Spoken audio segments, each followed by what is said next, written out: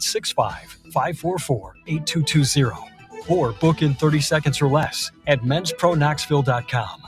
Men's Pro Knoxville, making it happen.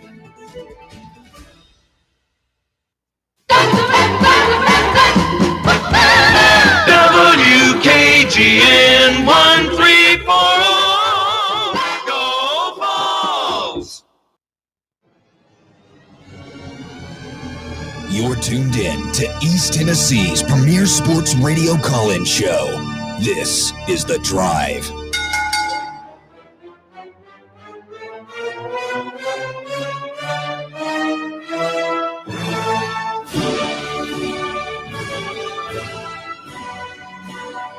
And hello.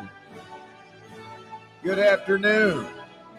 And welcome to another stellar edition of The Drive here on Fan Run Radio. Russell Smith punching the time clock, 3 o'clock on this Tuesday afternoon edition of the program. A lot to get into this afternoon. Bob Baskerville is here. Baird Walker. Walker's back, ladies and gentlemen. Hey, Walker, you're live. Oh, you guys can act nice today after what you said behind his back yesterday. Walker had to take up for you. I appreciate Bear having my back yesterday. Accountability Island, buddy. Walker's a pro. That's what I said. I mean, look, you guys wanted no part. I thought he was a volunteer, like literally. Paying this kid now?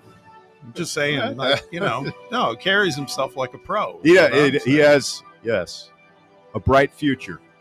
Don't let Bear get into your head about stuff we were saying. We're all fans. Don't even. I mean, look, regardless of what was said yesterday, you wanted no part of how I looked and felt yesterday. Lifting people up, not tearing down. That's what I always say. Be kind. Thank you, Butch. Be kind. Well, we have another major firing this afternoon in the world of college football. Let's head to the Fan Run breaking news desk. Right off the top. Well, it has been out there for a few hours now, but if you're just joining us, shocking news in the world of college football this afternoon is Mike Gundy, the man, and the second longest tenured FBS coach in college football. I'm a man. I'm 40. Has been fired by Oklahoma State effective immediately. He's a man.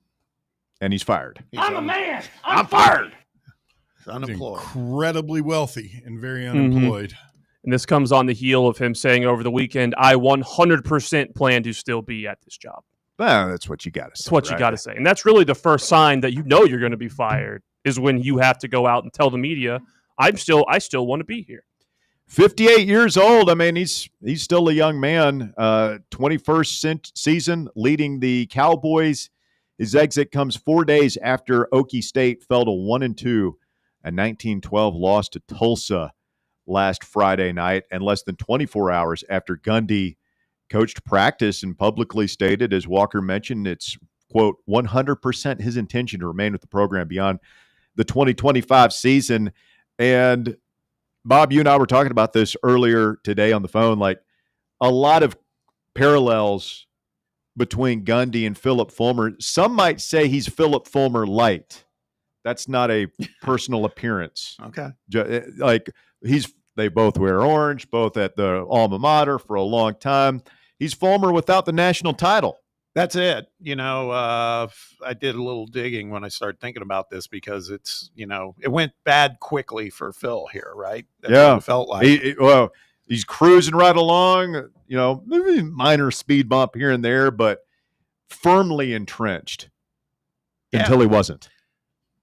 Because Gundy was playing for the Big 12 championship just 2 seasons ago, less than 2 seasons that great ago. game against Baylor. Right. Did they win that? I can't even remember. That's how quickly the stuff changes. I think did they win that game? They might have.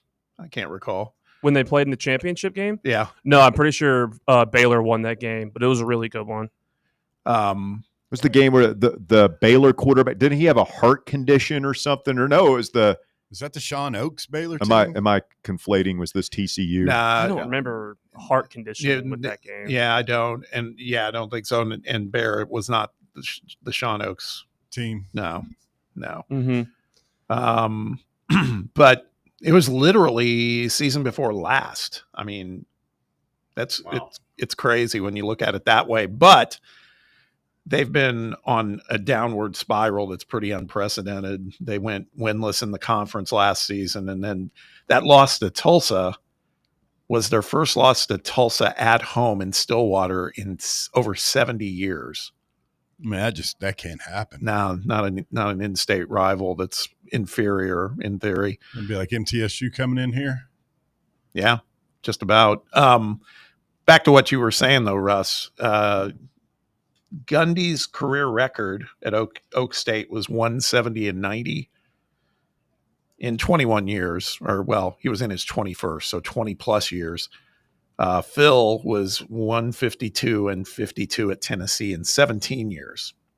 But to your point, he has the natty. That's really the differentiator. But I was just struck by how it kind of went downhill for both of them so quickly. It just took me back because I just remember watching it with Phil, and it was like I was watching a different coached team. Yeah, seasons.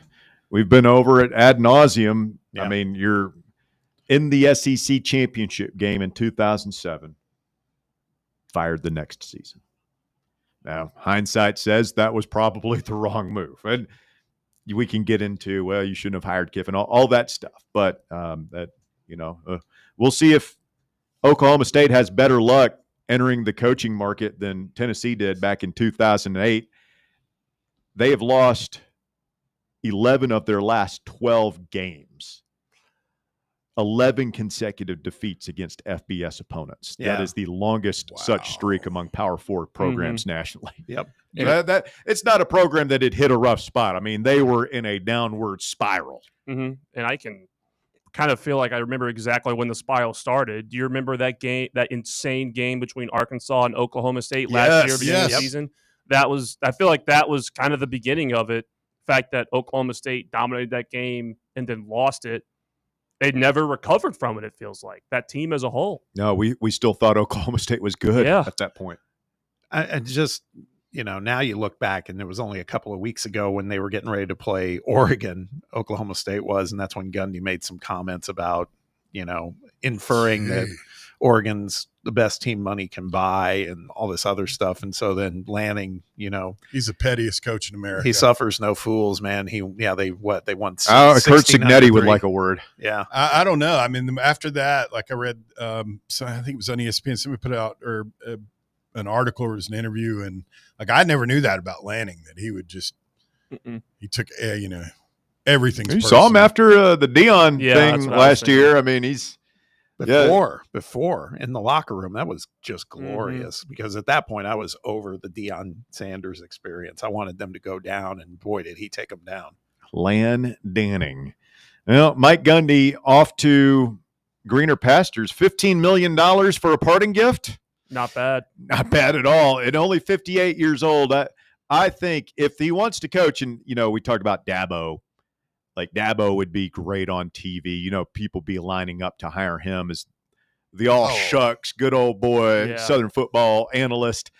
Mike Gundy, if he wants to be on TV, like he's going to have his choice of jobs.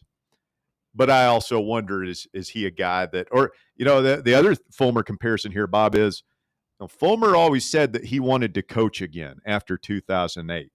And for about 5-6 years there, he was always, remember, he was connected to Kansas at one point, but he never really pursued it. And I just don't think his heart was in it anywhere other than Tennessee. Will Mike Gundy be up for a challenge anywhere other than Oklahoma State? I think if I'm Virginia Tech, I'd talk to Mike Gundy. Yeah. If I'm UCLA, I'd talk to Mike Gundy. There are plenty of good fits, I think, for him at only 58 years old. It's just, how much does he really have in the tank at this point? Mm-hmm. And just think about how hard it is to stay in college football as a head coach for a long period of time. Like, it's extremely impressive what Mike Gundy did at Oklahoma State, given, like, he never had, like, they were never the best team in the country. I really can't remember a time they were, like, really cemented in the top 10 of a season. I feel like those teams with like Justin Blackman, there was a stretch there in the early 2010s when they were averaging like they were a solid top 10 team. They were a top 10 team, and I feel like they 9 and 10 wins year in, year out. They had that 36-year-old quarterback, Brandon Whedon. I remember that. Who did he play for? The Cowboys? Did they draft Yeah. him? Wow. Justin Blackman. I would love to see where are they now? Whatever happened to that guy? Yeah, I don't know.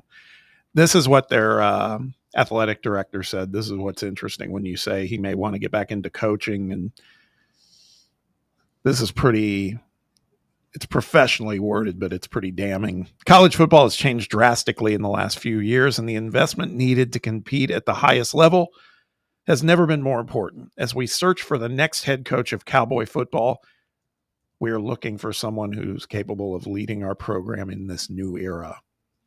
So they're kind of inferring that Gundy's time had passed. Barry, you had an interesting name to throw out there. It's one of the hot names in coaching right now. Alex Golesh. But I wonder, after sitting out there and thinking about it, he was an assistant at Oklahoma State. He was a GA. He's been at Oklahoma State and Iowa State, Ohio State grad, so he is familiar with the heartland. Yeah, he spent the first 16 years of his coaching career either in Ohio, at Illinois, but somewhere in the Midwest, most of it in Ohio. And then he did a lot of time at Illinois, which I didn't know that. Sorry for him. Shots fired? Not a big champagne guy? Yeah, when you're border state, you can say that stuff. I lived in Indiana, where I'm from. It's not a favorite of ours. So Mike Gundy out at Oklahoma State. More on that coming up. The big thing we're watching tonight is the SEC schedule reveal. That is at 7 p.m. on the SEC network. Earlier this week, of course, the annual opponents leaked. Tennessee gets Vandy, Alabama, Kentucky. And tonight we will find out the schedule, not just for next season, but for the next 4 years, right? Because the interesting thing that we have not talked much about is it's not going to be like it has been the last 2 years where you have the opponents flip. So we played at Arkansas and home against Mississippi State last year, and we're reversing that this year. You're going to play your 3 annual opponents and then your 6 rotators. And then the next year, you're going to play your 3 annuals and the other 6 teams in the league. So the schedule will flip from 2026 to 2028 and then 2027 to 2029. Bob, I'm not 100% certain on this. I know I tweeted it earlier. People have taken it and run with it. I'm going to put my confidence percentage at about, I'll say, 85, 90%.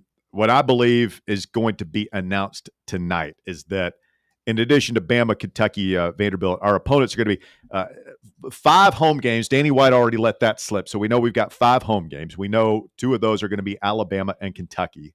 I believe the other 3 home games next year are going to be LSU, Texas, and Auburn, which would be one of the most impressive and value-laden home schedules, if not most difficult schedules that we've ever had here. The road games, I believe, are going to be Vanderbilt, Texas A&M, Arkansas, and South Carolina. Oof. No Missouri. God darn it. Well, there's no way Danny $sign isn't going to have a series. If that really is our home slate, I expect prices to go up. Well, you're going to have 5 SEC home games next year, then 4 home games the next year. I don't know how he's going to thread that needle. I'm sure he'll do it with the most advantageous way possible. Right. But, you go to 9 games. So the 3 non-conference games are going to be the season opener against Furman at home. Then you go to Georgia Tech in a game that might be played in the Falcon Stadium. We'll see. And then Kennesaw State, Jerry Mack returns to Neyland Stadium, fresh off his win over Butch Jones last week. Be kind. Sorry, Butch. Speaking of Butch, did you guys watch that video I sent you with the Kelsey brothers talking about they asked him what the most insane halftime? Yes. I mean, I'd heard that story before. Go ahead and post that. Go find at Bear WKGN if you want to see that video that he's referencing there. But so if what I believe is going to come to pass, remember, like I can't remember. One of you said no Mizzou. Yeah. You probably get them in 2027 because that's going to flip. You're going to have in 2027, you'll have Missouri, Ole Miss, Mississippi State, Florida, Georgia, and Oklahoma, in addition to Bama, Kentucky, and Vanderbilt. Let's get Missouri at home. Need them at home here. Well, I mean, we played them there on the road last time, so we should get them at home. Yeah. So they're going to try and make sure that nobody has to do back-to-back. I'd imagine they're going to try that. I mean, they tried to do that these past 2 years, but there were a couple, including, didn't we have one where we played? No, we played Texas A&M home twice. Yeah. And so we will go there next year, but that's a hell of a schedule, man. And we talked about it. You get Kentucky and Vanderbilt. This is the trade-off.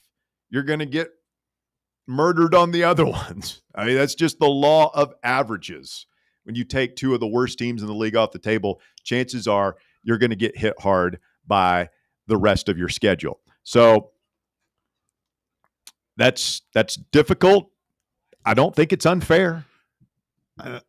I'm there for it. Just don't know if I can afford to get into the game, so we'll see. Yeah. Well, and the other thought I had today was the era of going undefeated is over. I just don't think you're going to see that much anymore. And in a 16-team playoff era, you don't need it. I think that the motto is going to be win 10 and you're in, win 9 and you should be fine. You go 10-2 against that schedule next year, you're going to be in the play. You'd be in a 12-team playoff, no doubt. You'll certainly be in a 16. You'll be highly seeded in a 16-team playoff. If you go 9-3 against that schedule, I think you're going to be making a 16-team playoff. So it's not like it was, but we have to get out of this dated way of thinking, Bob, where we think about, oh my God, we lost a game. We lost to Georgia. The season's over. It's like, no, it's kind of like the NFL now, where you're trying to make the playoffs and peak at the right time, and going undefeated while it's awesome is certainly not a necessity to have either a good season or even a championship season. Another good Oklahoma State player, Des Bryant. He was good. He was good. That Big 12 era when Leach was at Texas Tech and Gundy was ascendant and Mark Mangino was at Kansas and Mizzou was still in that league with Gary Pinkel, and Oklahoma and Texas were doing their thing. That was a fun era. It was. It was entertaining. A lot of good games in that era. So long to the Cowboy. Quick timeout. When we continue, our old pal Rick Butler joins the fray. RockyTopInsider.com. Just scratching the surface of another stellar edition. You're listening to The Drive. It's Fan Run Radio. Back with more right after this. The Drive. Congratulations. You found sports radio that doesn't suck. This is Fan Run Radio, Knoxville. The Vols are headed to Starkville, and The Drive is headed back to the Casual Pint North Shore. Join Fan Run Radio for another Football Friday live broadcast of The Drive at the Casual Pint North Shore this Friday from 3 to 6. We'll have cold drinks, hot eats, and the best sports convo around as we get ready for the Vols in Mississippi State. It's The Drive, live this Friday at the Casual Pint North Shore, 2045 Thunderhead Road in the Blue Building next to Soccer Taco. Hi, I'm Dr. Jacob Wilco. Here at Knoxville Smiles, every smile is unique and every smile has a story. We would love to get to know you and help you smile brighter with confidence. If you've been looking for a dental home that treats you like more than just a set of teeth, we would love to welcome you to the family. Please give us a call at 865-539-1776 or visit us at knoxvillesmiles.com. Smile brighter with Knoxville Smiles. Have you ever found yourself wishing your clothes looked brand new again? Whether it's your favorite suit, that little black dress, or your comfy winter coat, Crown Cleaners can make it happen. From stubborn stains to delicate fabrics, the expert team at Crown Cleaners uses the latest cleaning technology to ensure your clothes come back looking and feeling fresh. Visit one of their 2 area locations, Kingston Pike on Bearden Hill or South North Shore Drive near Dunkin' Donuts. Online at crowncleaners.com. Crown Cleaners, a tradition of excellence. Hi, I'm Bo Kregner from the Kregner Group. Are you looking to buy or sell a home? Whether you're upgrading, downsizing, or just need a change, it's never been more important to have experienced, trustworthy representation in the real estate process. So if you have any real estate questions, I'd love the opportunity to earn your trust. Call me anytime for a free chat, 865-742-1035, or find me online at BoKnowsHouses.com. The Kregner Group, real estate the right way. Ready to launch your career? Axel Logistics is a leading third-party logistics company where excellence is an energy. With an award-winning culture, Axel proves that positive outcomes come from a positive environment and a work hard, play hard mentality. At Axel, the drive for success is infectious. And with an uncapped commission structure, hard work isn't just noticed, it's rewarded. For those with big goals and even bigger dreams, Axel Logistics is the place to start your career. In a world filled with deadlines and screens, sometimes we forget the simple joys of life, days filled with special moments. At Inward Half, we understand the essence of these moments. Feel the difference between our breathable fabrics and flexible apparel as you disconnect from the hustle and bustle and reconnect with what truly matters. Inward Half. Simple luxury for on and off the course. Yee-haw! I've been hooting and hollering ever since I started betting with the VIP Play app. VIP Play has more than 200 leagues, every bet type you can imagine, live betting and live hosts, all with 24/7 support from real live people when you need them. Start betting better with the VIP Play app today. Don't be a better, be a better with VIP Play today. Download VIP Play today or head to VIPPlayApp.com. Make sure you use the promo code FANRUN to take advantage of their welcome bonus and so they know that we sent you. Gambling problem? Call 1-800-88-99789. Must be 21 or older and located in Tennessee to bet. Good afternoon.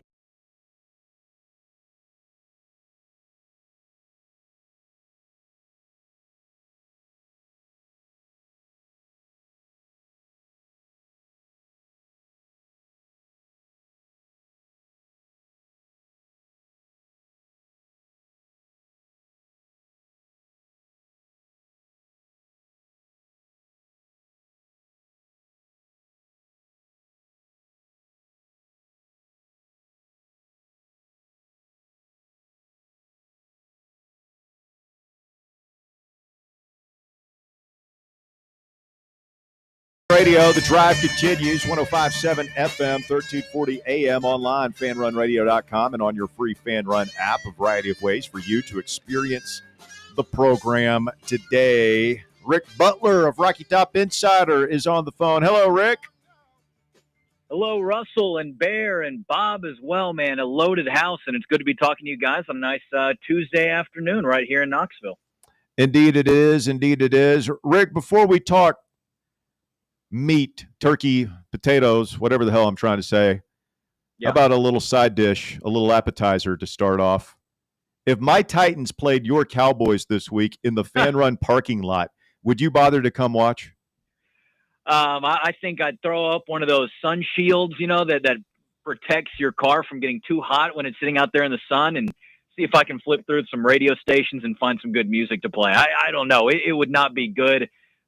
Both teams are trying to find their footings here early in the season. I don't know how good it's going to go for either. So that would be one where I would like, I'd like for it not to happen, frankly, so I wouldn't have to make that choice, to be honest with you.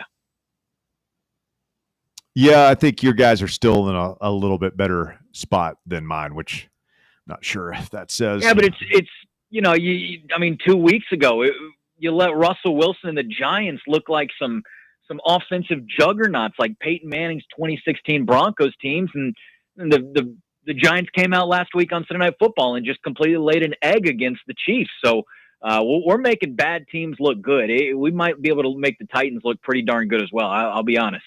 All right, enough of that. Let's get to the Vols here. What do you think, Rick? Are we for real this year, or is Josh Heupel and company about to get exposed in this tough stretch of SEC games coming up? No, I don't think exposure kind of like that is on the table. I think this is a solid Tennessee team. And you can go back and you can talk to some of Josh Heupel's struggles in away games and things of that nature. But and this is certainly going to be an impressive road test for Tennessee. But I think the team is certainly at least more real than we thought it was going into the year. And I think there's a lot of places with this team that things have sort of gotten back to the status quo. You just look at what everybody's really been talking about with the offense and being able to find those explosive plays. But I think that's all set up by the offensive line and what they've been able to do, even without a piece like David Sanders Jr., who is still a freshman, but people thought that he was going to be an impact player on this line. He obviously has not been able to go. The fact of Jesse Perry being able to kind of slide out to right tackle, still be able to use Sham Umarov on the inside, and the work that they've been able to put in, I think has been impressive as well. So I think there's some really key elements to this Tennessee team that they've been able to exploit for other people. I think the passing game has found its footing once again. And then obviously on the defensive side of the ball, there's some injuries that are weighing people down. And we can talk about injuries. You guys can talk about it on the radio. We can write about it over at RockyTopInsider.com. But at the end of the day, it's the roster that Tennessee has to go out there and play with. So Josh Heupel said after the game last week and has said, look, no one's going to put an asterisk on the schedule just because you're dealing with some injuries. Nobody really cares about injuries this time of year. I think for Tennessee, and especially in a week like this where they know they're going up against a strong offensive team, it's just going to be about finding the right 11 guys to put out there on the field in different situations and seeing what you can do to slow down that Bulldogs offense. So I don't think that Tennessee could lose this game. I don't really think they're going to get exposed by means, but I do think that this team is a lot more legitimate than I at least gave them credit for going into the season. Rick, thanks for joining us, man, as always. On that note, what you were just saying, if I gave you a multiple choice question, would your answer be, in terms of the question being, what has surprised you most? We're 4 games into the season now. What has surprised you the most about this team? Is it A, is it Joey Aguilar's performance? Is it B, the depth, like just almost bulletproof nature of the running game? Or is it C, that the defense has looked maybe weaker than we imagined going into the season? Well, that's an interesting question. I want to start with C just because I do feel like we felt like Jermon McCoy's injury was going to be impactful. We knew that David Hobbs was going to be out before the season had started. That was an injury that he suffered during training camp, but you didn't see Jackson Moy injuries coming. You didn't see, obviously, Ricky Gibson's injury coming as well. So that part I can kind of chalk up to just not really being surprised because of, a downtrodden nature. I would just kind of be surprised that, they're dealing with injuries there. For me, I would go to the passing game, but I would maybe even say D, and this is something that you didn't list right there, is the reemergence of Chris Brazzell and what he's been able to do to open up this offense. People have been talking about it, sort of the leap that wide receivers have gone on from year 1 to year 2 in Josh Heupel's system. Obviously, the most recent being Dante Thornton and what he was able to do last year with a subpar passing attack that Tennessee had. What Chris Brazzell has been able to do this year, and again, they've played some bad competition, but Syracuse and Georgia have been great examples of the fact that he is a game-wrecking type of wide receiver, and I think that his ability to be able to play the deep ball, to give Tennessee an explosive threat, has really changed things up. I think it's given Braylon Staley a lot more room to work with, and what defenses have to do to adjust to what Brazzell can do now. But of course, Mike Matthews is in that boat as well. So I'd say it's that combined with the fact that, Joey Aguilar has been able to transition to the SEC, I think better than a lot of people might have given him credit for. You go back to what were our conversations during the offseason, right? It was, hey, Joey Aguilar, man, he had all these great passing stats at App State, and look at all the touchdowns he threw, and look at all the yards he threw for. Can that translate to the SEC?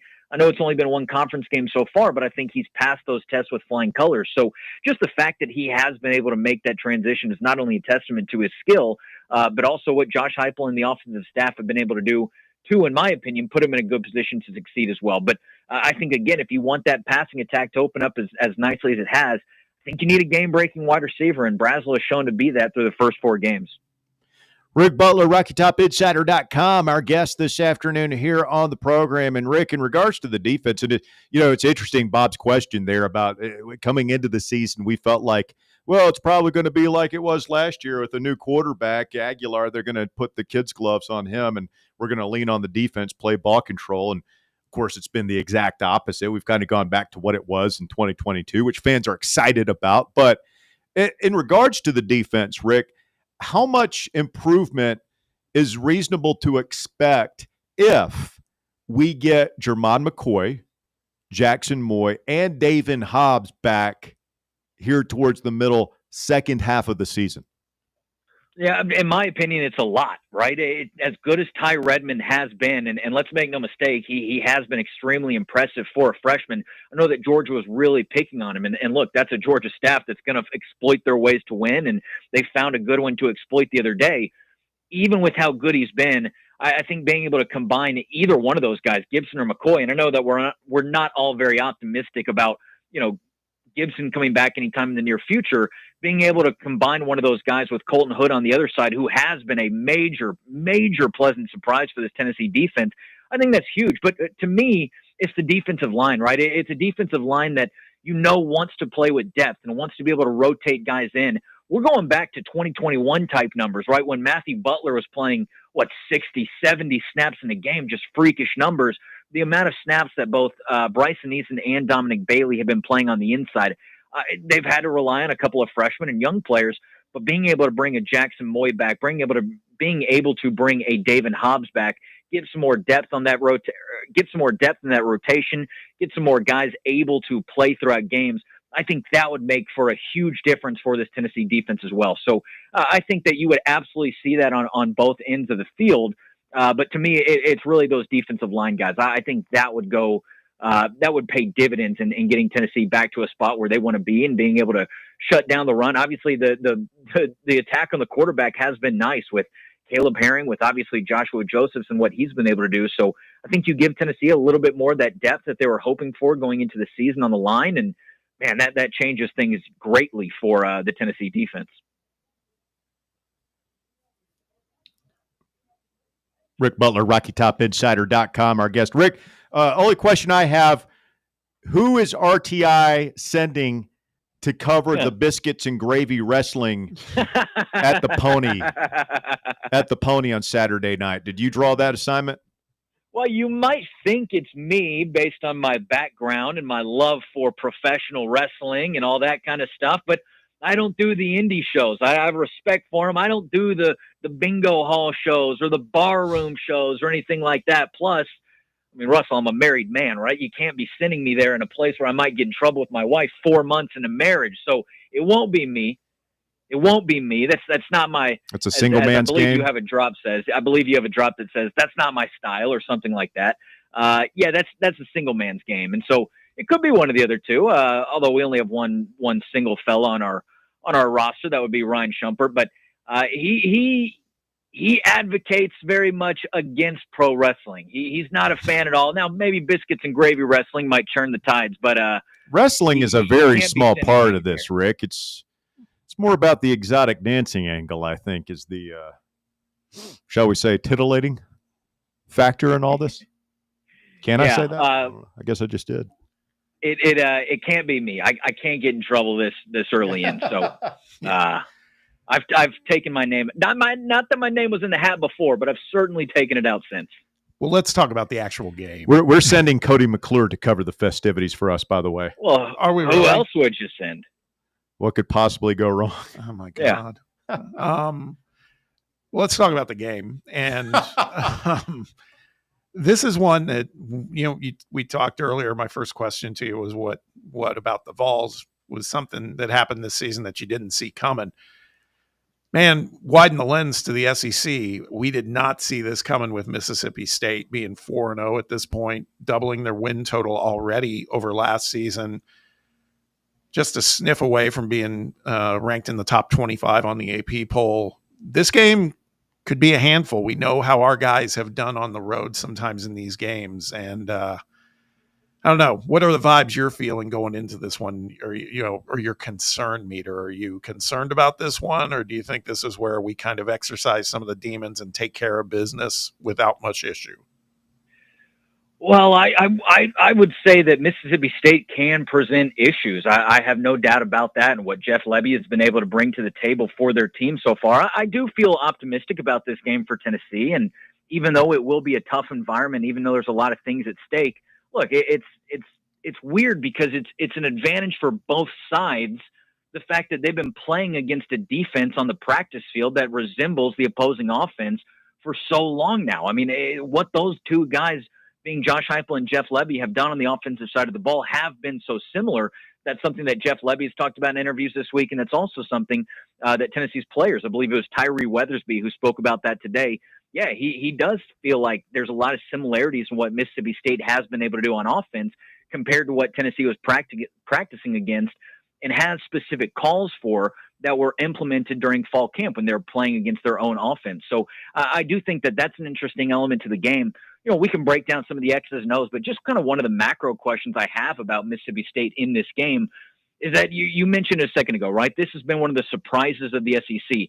A team who went 2 wins last year have already had 4 in the first 4 games this year. Now, 3 of those have been fairly gimme games against, your Northern Illinois or your Alcorn States or whatever, but they did beat Arizona State at home. So if you go back to that game, right, it reminds you a little bit of Tennessee teams of old. They kind of blitzed Arizona State out of the gates. It was 17-3 at halftime, but then Arizona State outscored them 17-7 in the second half. So one of my questions with this Mississippi State team is just, you got a new team with a lot of new players. I believe it's 60-plus players who have entered the program this year. It's a team that doesn't fully know how to win consistently yet, and that's not taking away that their win against the Devils there, I believe, in week 2 or so, but they haven't been winning consistently yet. I think they're still trying to figure that out. Can Mississippi State, in my opinion, be a 4-quarter team? I think that can be sometimes hard for up-tempo, high-powered, offensive-heavy teams like this to kind of wear down the defense throughout the game, and then the defense starts to slide a little bit in the third quarter and in the fourth quarter. Specifically, that fourth quarter is when Arizona State was able to find 2 scores against the Bulldogs. So can Mississippi State play a 4-quarter game? I'm not entirely sold on that, or at least I do look at that as one of the big questions in this game. Meanwhile, Tennessee, I think, is starting to figure that out a little bit better. Obviously, they did against Georgia have a little bit of a lull in the second and third quarters, but they really picked things back up in the fourth quarter, and I do attribute a lot of that to Joey Aguilar's leadership and what he was able to do. But that's certainly one of my questions going into the game is just, can Mississippi State, sustain 4 quarters of play, or is this a situation where Tennessee and the Bulldogs, they kind of, trade blows throughout the first quarter, the second quarter, maybe even into the third quarter a little bit. But then is Tennessee able to outlast the Bulldogs kind of heading into the finish line? To me, that's kind of how I see this game going. I think that's where my early prediction here on a Tuesday kind of lies. But that's one of my questions heading into this game. Really interested and fascinated to see how the chess match unfolds between Heupel and Lebby, just in terms of the whole Lebby knows Heupel's system. Heupel knows that Lebby knows his system, and Lebby knows that Heupel knows that Lebby knows his system. So how do they go back and forth on the wrinkles? They're both running the same offense, but that both staffs will have wrinkles designed to fool the other guy. Oh, here's what they're doing. We've seen this before. Doing something else. Yeah, and you've seen Josh Heupel evolve, which I think you give a ton of credit to that coaching staff for this year, whether it's been different formations with maybe a little bit of the pistol or maybe the bunch formations, getting guys in close so that way you can spread them out wide when they go down the field. I think there have been a lot of wrinkles to this offense, and that's paid dividends so far through the early part of the season. But look, and you go back to what Deshaun Bishop said yesterday during an interview, and again, maybe they're just kind of saying the right things or maybe saying the first thing that comes to their head. But Deshaun Bishop did note that, we've pulled some tricks out of the bag so far, but we certainly haven't opened it up all the way yet. I think this is a situation where Josh Heupel is planning that chess match in advance and has things that maybe Lebby's not expecting or maybe Mississippi State isn't expecting as a whole. And I think he's going to be ready for this game. Look, Josh Heupel has been in this head coaching game longer. He's been with his program longer. I give him the edge when it comes to the chess match between the two sides. So, Rick, we know that down on campus, basketball practice is underway. The proceedings began today. I'm sure we'll hear a little more from Shump, who's covering it as the week goes on. Maybe even Sylvia, who's covering the ladies. But how are you feeling about this team going into the preseason? Because all of a sudden, here we are. We're only 4 weeks into football, but now you could argue basketball's starting to get more and more on equal footing with football. And so once the practices begin, the chatter and the expectations start to begin. What's exciting you most about this upcoming team? Well, I think it's certainly exciting that maybe Tennessee has one less true contender to work with in the SEC after yesterday's news with Auburn and Bruce Pearl and old Stephen Pearl taking the reins and one of the more cringy social media videos that I've seen yet. I'm sure you guys were all over that yesterday and today. Look, I think there's a lot of things to be excited for with this basketball team, but it starts and ends with Nate Ament, and that's kind of the easy answer. But sometimes the easy answer is the right answer. A guy who, is 6'10", 6'11". He carries the ball like a 6'1" guard. The different versatility and options that he has playing offense, and then obviously what Barnes is going to be able to do to instill the defensive side of those guys as well. I think he is going to be, as advertised, one of those true diaper dandies, if you will, not to steal a line from Dickie V. But I think that he is going to be a playmaker for this Tennessee team and somebody who carries a good amount of weight. Tennessee lost a lot in the offseason. I don't think we need to rehash any of that. They've got some playmakers coming back, and they certainly brought some in through the portal. But I think there is going to be a lot on his shoulders to kind of get things going for this team and get things gelled together. And at the very least, be able to be a playmaker when Tennessee needs it. If it's late in the game or late in the second half or whenever it is, I think they're going to look to him as being a true contender and being a true difference maker for this team. So aside from Nate Ament, though, I think there are some great pieces. I'm excited to see what Cade Phillips can do with another year. The return of JP Estrella, someone who I think has maybe even become a bit of a forgotten about name. He really started to ramp up at the end of his freshman season. Obviously missed all of last year due to that lower body injury. What can he do on his return back? And then, of course, you got some of these other transfers as well, whether it be an Amari Abrams, a Jalen Carey, and then certainly Jacoby Gillespie, who I think is also one of those guys who is going to be as advertised. I think he's a really good playmaker, a really good three-point shooter, and the little bit that I personally did get to see during summer workouts, a guy who can drive it to the cup, like few others I've been able to see. I think he is really versatile, really talented. So to me, you got a lot of playmakers on this team. You got a lot of offensive weapons. It's probably going to take a minute for those pieces to mesh together, especially, kind of leading into the conference season. But I think Rick Barnes has a lot of talent to work with this year, and I'm excited to see how it all comes together. But I am very optimistic about this Tennessee basketball team.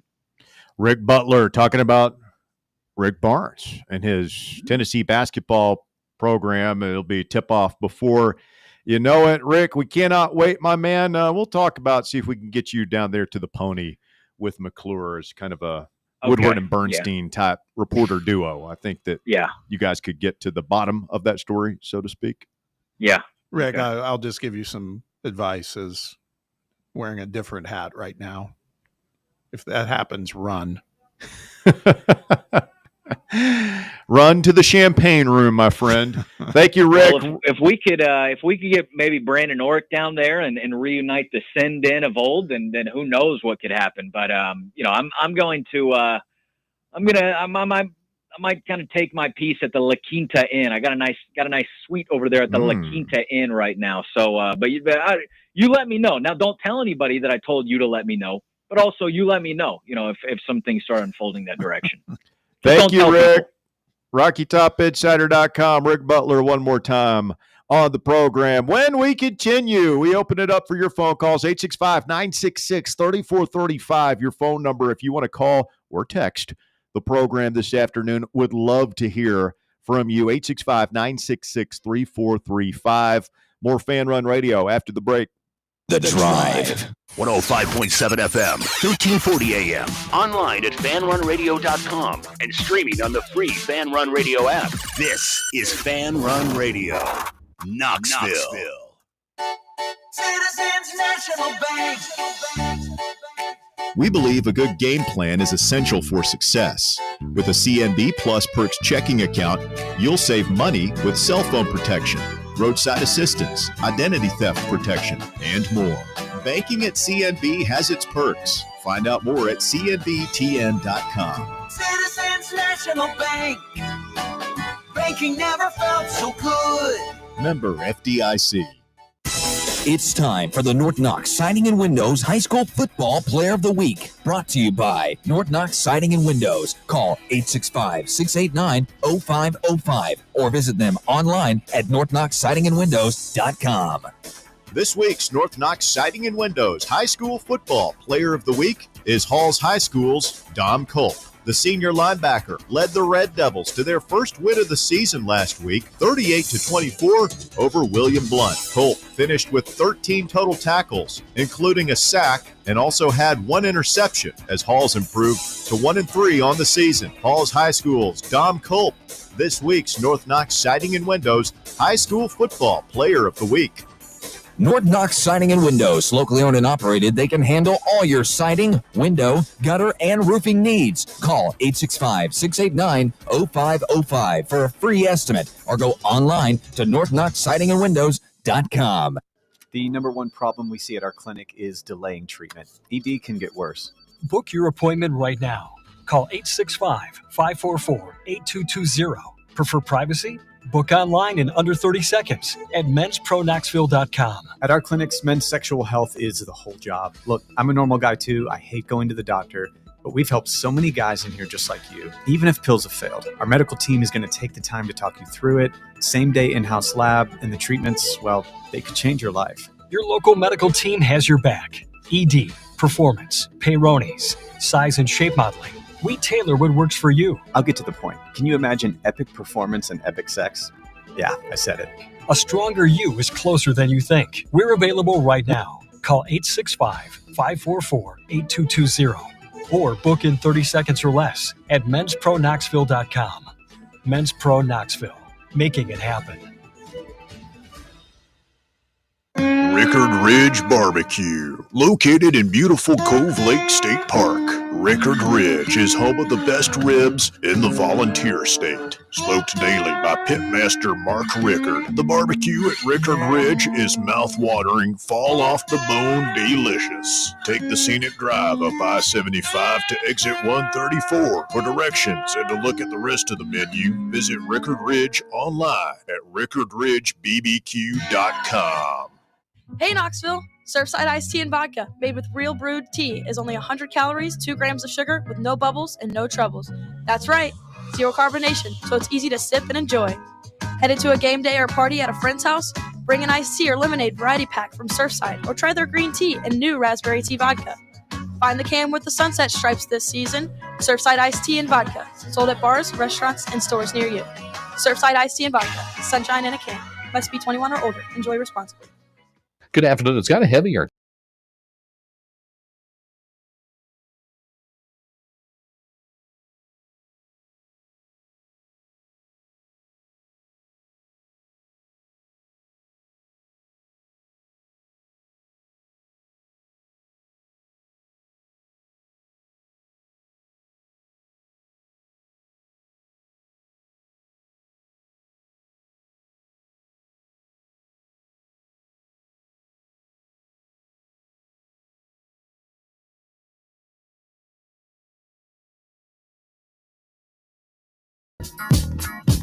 Back here on The Drive, it's Fan Run Radio. Tennessee headed to Starkville for the first time since 2012 when Derek Dooley rolled down the ramp. That was that game one. In his wheelchair. Looking sad. There's something about very forlorn. Yeah. You knew it was over, didn't you? I mean, we kind of knew before then. Cordero Patterson had himself a ball game, as I recall. I don't really recall that much about that game. Oh, CP had a long kickoff return, and then he also had like a long, you heard the Benny Hill thing in the background, where he's like running to one side and then to the other side and back to the other side. They just couldn't get him. He was incredibly athletic. But then there was Sal Sinceri, who just looked confused most of the evening, as I recollect. because he was. And Mississippi State won as Derek Dooley looked on from the press box in his wheelchair. We've got our first example of FAFO from Auburn basketball's coaching change. Oh, yeah? Tahad Pettiford has entered the transfer portal. Bob, look very closely at the at. Oh, it's John Rothstein, but he misspelled it. Oh, Bob. Good God. We just talked about this. Well, look at it, though. It's John Rothstein. But look how many followers. I mean, Bob, all I had to do was take a quick glance. I mean, dude. I'll be out in the lobby. I was so happy about this. I'm just you got emotional. You can't get emotional in these internet games, man. What is that? Twice in 2 weeks right now? We're gonna have to send you to internet school, get you with William and Reed and some of these young guns out here, really coach you up on this. It's tough out there in these streets. It's probably Richard G. West behind that account, and he's just cackling right now. Richard Just G. howling. Right about everything. Though. Just howling. That's interesting. No, I just saw when you see John Rothstein, you see his picture, but he transposes the I and the E in the at the end of the last name. That's how they get you. Check those followers. I always check the followers too. That's a troll dead accounts giveaway. don't have 1 million followers, or however many Johns. Yeah, like 753 on that one. Let's get Stevie in here. Stevie, you're on the drive. Fan Run Radio. Good afternoon, sir. Russell! Stevie! How are we on this Taco Tuesday? Tacos would be nice right about now. I'm having pork chops tonight. It's really great, Stevie. Congratulations. Thank you. Guys, I have a Stevie stat to maybe shine some light on the potential of this season with our quarterback, Joey Alligator. Can I share? What? Joey Alligator. He dropped that a couple of weeks ago. Yeah, when we were on Did remote. I miss that? Yeah. You miss all of my calls, Russ. You don't even pay attention to me anymore. I try not to. Wow. Well, my Stevie stat is this. In 2 games against Georgia, Hendon Hooker threw for 439 yards, 1 touchdown, 2 interceptions, and combined scored 30 points. Well, little Joey Football over here in 1 game against Georgia, he threw for 371, 4 touchdowns. I know he had 2 interceptions. I don't really count the one where the kid slipped. So 1 interception and scored 41 points. How incredible. I think it's disingenuous because you really can't. Oh. I think it's unfair, Stevie, to try and compare the 21 and 22 Georgia defenses to the one that they rolled in here with a couple of weeks ago. That's not. It's a good point. Like we did catch a break by catching them earlier in the season. They run that super complex scheme, and it just feels like it's always really clicking by the time we play them in November. Now, younger players being introduced to the new scheme, first road start for a lot of them, and they struggled a little bit more. And Kirby doesn't have 6 games worth of film because it's not later in the year to break down exactly what it is we're doing. Yeah, but it's year 5. I mean, he knows what we're going to do. Am I wrong? That Kirby knows what we're going to do? Yeah. Well, that's why we changed what we did. Because we knew that he knew what we were going to do. So we did other things. I know that you know that he knew that Heupel knew. Well, look, man, I mean, I think you're both right. I mean, Aguilar has been a fantastic find. This is not the Georgia defense that Hendon Hooker faced those first 2 years. Tennessee's in a better spot as a program, particularly the first year when it was the only time that Hooker played at home. So all of these things, there's a grain of truth to all of these things. Right now, I'm just worried about, what's next? Where are we taking this thing now? Well, that's what I've been trying to. I guess I've been trying to sunshine pump everybody up here because we have the talent now, according to the blue chip whatever counter thing. We've got a quarterback who, guys, I'm not trying to put down Hendon Hooker. He's phenomenal. This guy might outperform Hooker and Steph this year, and maybe even win. It's got the potential to do that. This is different. This is different than 22. And I'm excited about it. We're going to stomp these fools this weekend, Russ. No doubt in my mind. Is our defense better this year than it was in 22? Yes. Well, I don't think it is right now. I think it could be if we get Jermod and the two defensive tackles back. What I said about Georgia peaking towards the end of the year, I think that could be true for Tim Banks this year. If we get those guys back and we start to play better towards the end of the season, I think ultimately our defense could be a lot better than the 2022 one was. Stevie, got to run. Love you. Cameron Ward for NFL MVP. All right. Thank you, buddy. Have yourself a wonderful afternoon. Hour number 2 of The Drive coming up. The Drive. It's football time in Tennessee, so crack open a cold beer that doesn't fumble the flavor. Garage Beer is 100% beer-flavored beer. No gimmicks, just cold beer. Built for bonfires, backyards, and beating Bama. Garage Beer is proud to be brewed right here in the Volunteer State. So pick up a 12-pack today and look for The Drive celebrating Football Fridays at select Garage Beer headquarters around town this fall. American-owned, Tennessee-brewed Garage Beer. 100% beer-flavored beer. Hi, I'm Bo Kregner from the Kregner Group. Are you looking to buy or sell a home? Whether you're upgrading, downsizing, or just need a change, it's never been more important to have experienced, trustworthy representation in the real estate process. So if you have any real estate questions, I'd love the opportunity to earn your trust. Call me anytime for a free chat, 865-742-1035, or find me online at BoKnowsHouses.com. The Kregner Group, real estate the right way. Hey, Vols fans, Cody Brown here. I grew up right here in Tennessee and know what it means when someone says, I've got your back. That's why you can trust Farm Bureau Insurance of Tennessee. Whether it's your home, your vehicle, your family's future, or the business you built from the ground up, we will show up for all of your insurance needs. We are Tennesseans who understand what matters, which is doing right by you.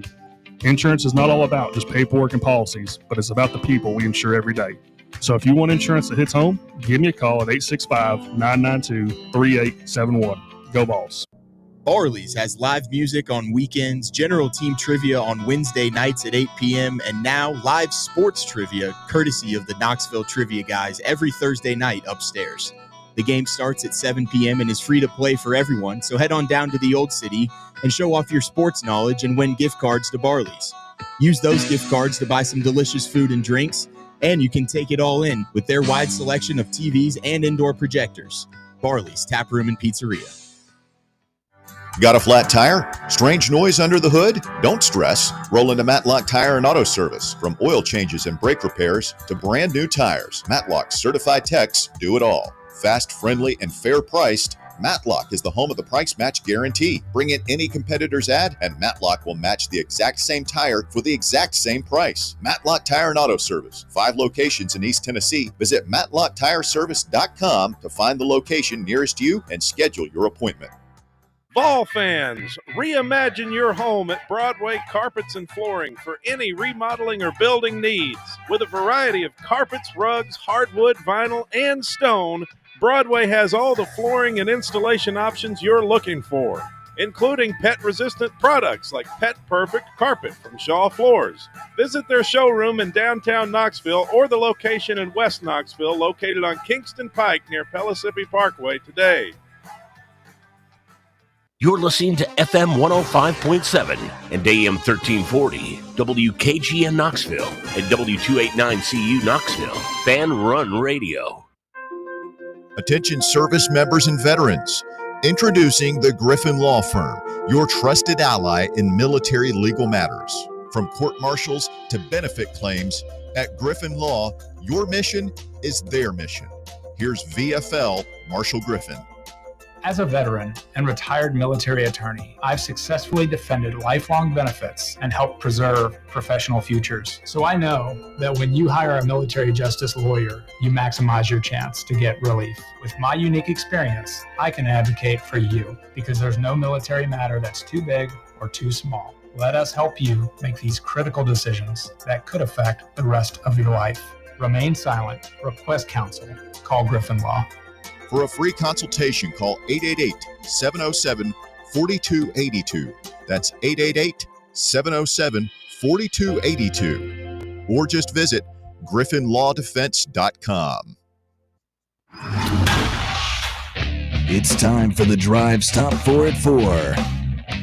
Hour number 2 of the drive underway. Fan Run Radio, and time for the top 4 at 4. It's brought to you this afternoon by the Casual Pint North Shore, where we'll be for a Football Friday broadcast this Friday from 3 to 6 right here on Fan Run Radio. Walker, what do you got?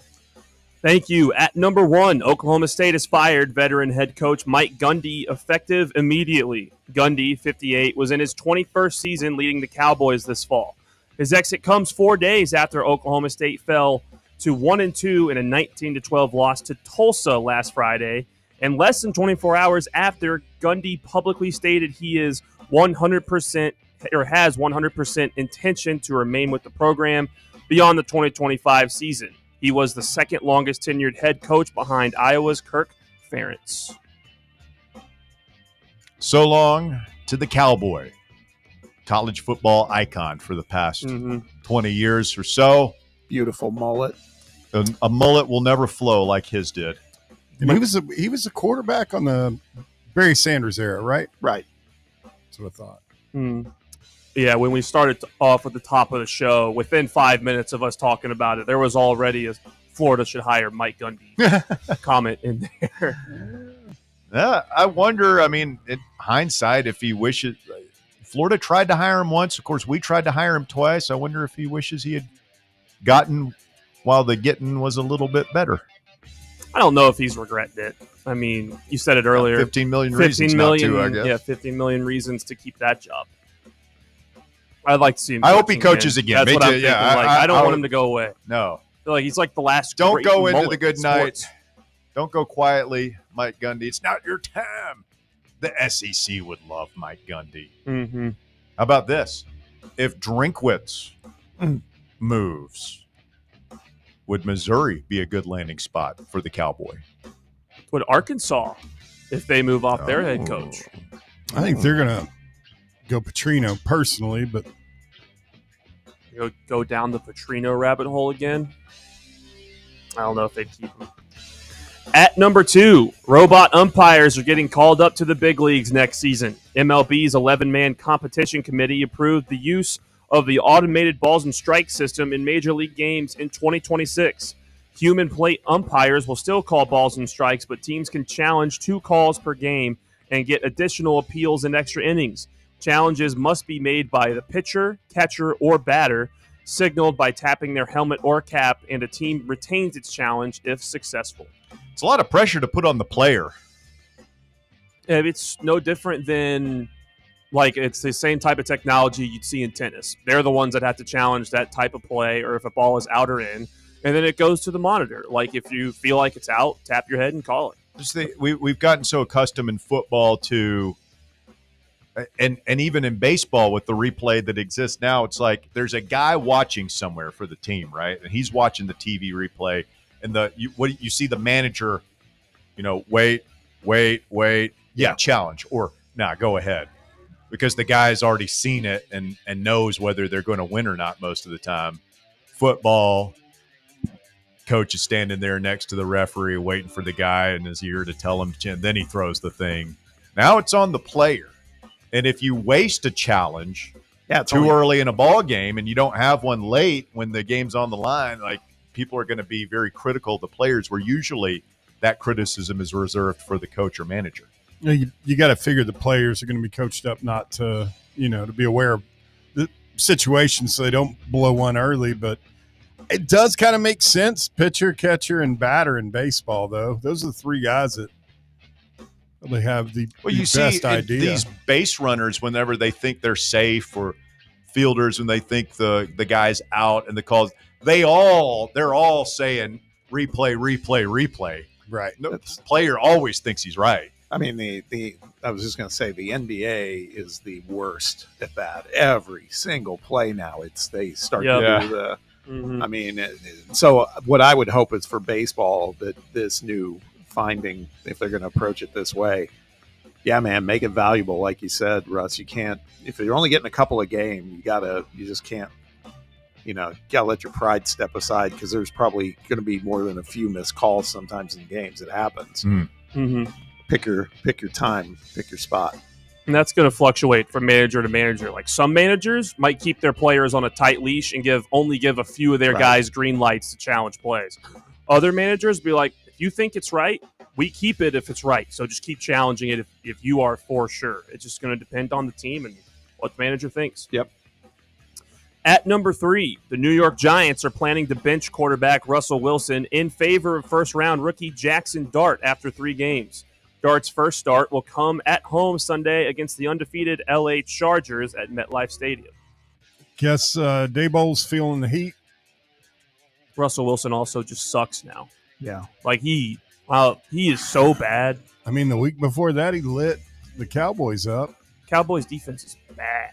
My question is does Wilson stay there at this point? Because, I mean, they also have Jameis Winston. So they've got to back up the Dart. And, if the message here from the Giants is, hey, man, we're moving on to the future. Man, Russell Wilson. Just going to stop showing up this year? Well, I'm Maybe saying, ask him to release you. Yeah, ask for a release or something. I'm not saying no. He's a pro. He wouldn't do that, but I could see him asking for his release. Maybe. Well, I don't know. Like, when they drafted Dart in April, I think that might have even been before he signed. I don't remember the timeline. He knew that this is what was going to happen. Is there a market for Russell Wilson No. after what we saw Sunday night? There's not a team in the NFL that I can think would pick him up. I mean, his past 2, maybe. He's sneaky old for a football player. I mean, I didn't realize he's already 36. And it's just been a long time since we've seen Mhm. Russell Wilson string together decent performances for more Seahawks? than one game at a time. Seahawks, yeah. He had 1 or 2 decent games towards the end of his run in Denver. But, God, that's what's crazy, man.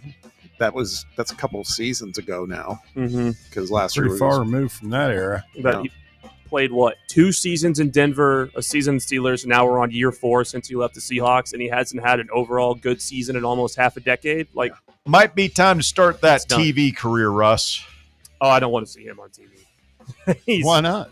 Look, if you guys hear those stories you guys know the stories about Russell Wilson and how, like, he's kind of all about himself a little bit, type of guy that quarterback has his Sounds own like office. the kind of guy who'd be great on TV. Nobody had not his a fan. number.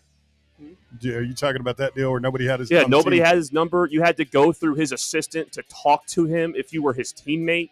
At Denver, he had an office. Yeah. Really? Yeah, he had an actual office in the He never showed up for the team parties in Seattle. I know that's what Marshawn Lynch was saying. Said even the kicker and the punter showed up for the parties. Yep. Not Russ. Not much of a team player. And at number 4, former Auburn and Cincinnati Bengals running back Rudy Johnson has died at the age of 45. A cause of death and exact date were not disclosed. Johnson had a prolific college career. In 2000, he was named the SEC Offensive Player of the Year in his only season at Auburn, where he rushed for 1,567 yards, the 4th best mark for a single season in school history. I'd forgotten how good he was that year. Way too young, man. Mhm. That's my age, 45. Man. Boy, Auburn had that string of running backs in the Tuberville era. Johnson, Cadillac Williams, Ronnie Brown. Remember Brandon Jacobs? They just kept cranking them out down there on the plains. All right. Thank you, Walker. That is the top 4 at 4. It's brought to you by our friends at the Casual Pint North Shore. We invite you to come out and hang out with us this Friday for another Football Friday live show. Really looking forward to being out there kicking off Oktoberfest with the folks over at the Casual Pint. We're going to have some great brews on tap. They've got the official Casual Pint Stein there for $25. It comes with a free first fill and then 22-ounce pours for the price of a pint now through Oktoberfest. So a couple of you professionals out there could probably make that pay for itself pretty quickly. Check out the fall beer list and food pairings over at northshore.thecasualpint.com. They've got Bar Jeopardy on Wednesdays, bingo on Thursdays, weekend brunch. So again, mark your calendars, northshore.thecasualpint.com. They've got all the events listed there, and we'll be telling you about their game day special when we are out there on Friday. So come on out, pick up some Fan Run gear. We'll have some of the Keg of Glory voluntary reaction shirts for giveaway this Friday at the Casual Pint North Shore. Thunderhead Road, inside the Blue Building, right next to Soccer Taco, way out west on North Shore. Looking forward to being out there before the road game on Saturday. 865-966-3435, your number to get on the show this afternoon, 966-3435. If you want to chime in today, we are waiting for the SEC scheduling announcement tonight.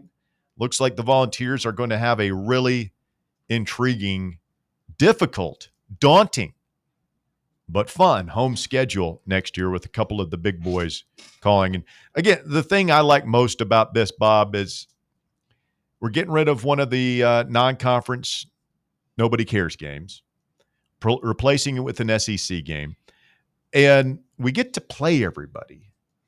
You play everybody every 2 years in this league. And it just feels like there have been years where it's like, man, we haven't played Texas yet. Or we didn't play A&M for the longest time.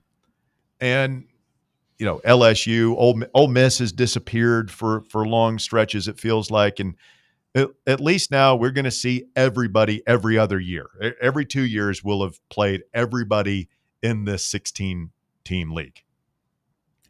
I think it's great. And who you went through the schedule earlier. We talked about who are the non-conferences for next season. It's Georgia Tech, it's Furman, but who's the third? Kennesaw State. That's right. We did hear two Atlanta area teams. You throw the record books out the window when they come in here. Hey, buddy. Man, don't. Butch Jones ain't laughing this week. Yeah, no, he's not. Georgia Tech. Butch got by Jerry Mack. I hate playing Georgia Tech. Kennesaw was like last season, like a bottom 5 ranked program. So he's got to apparently head in a better direction, or Butch has some serious concerns at Arkansas State. Perhaps a little bit from column A and a little bit from column B. Yes, sir.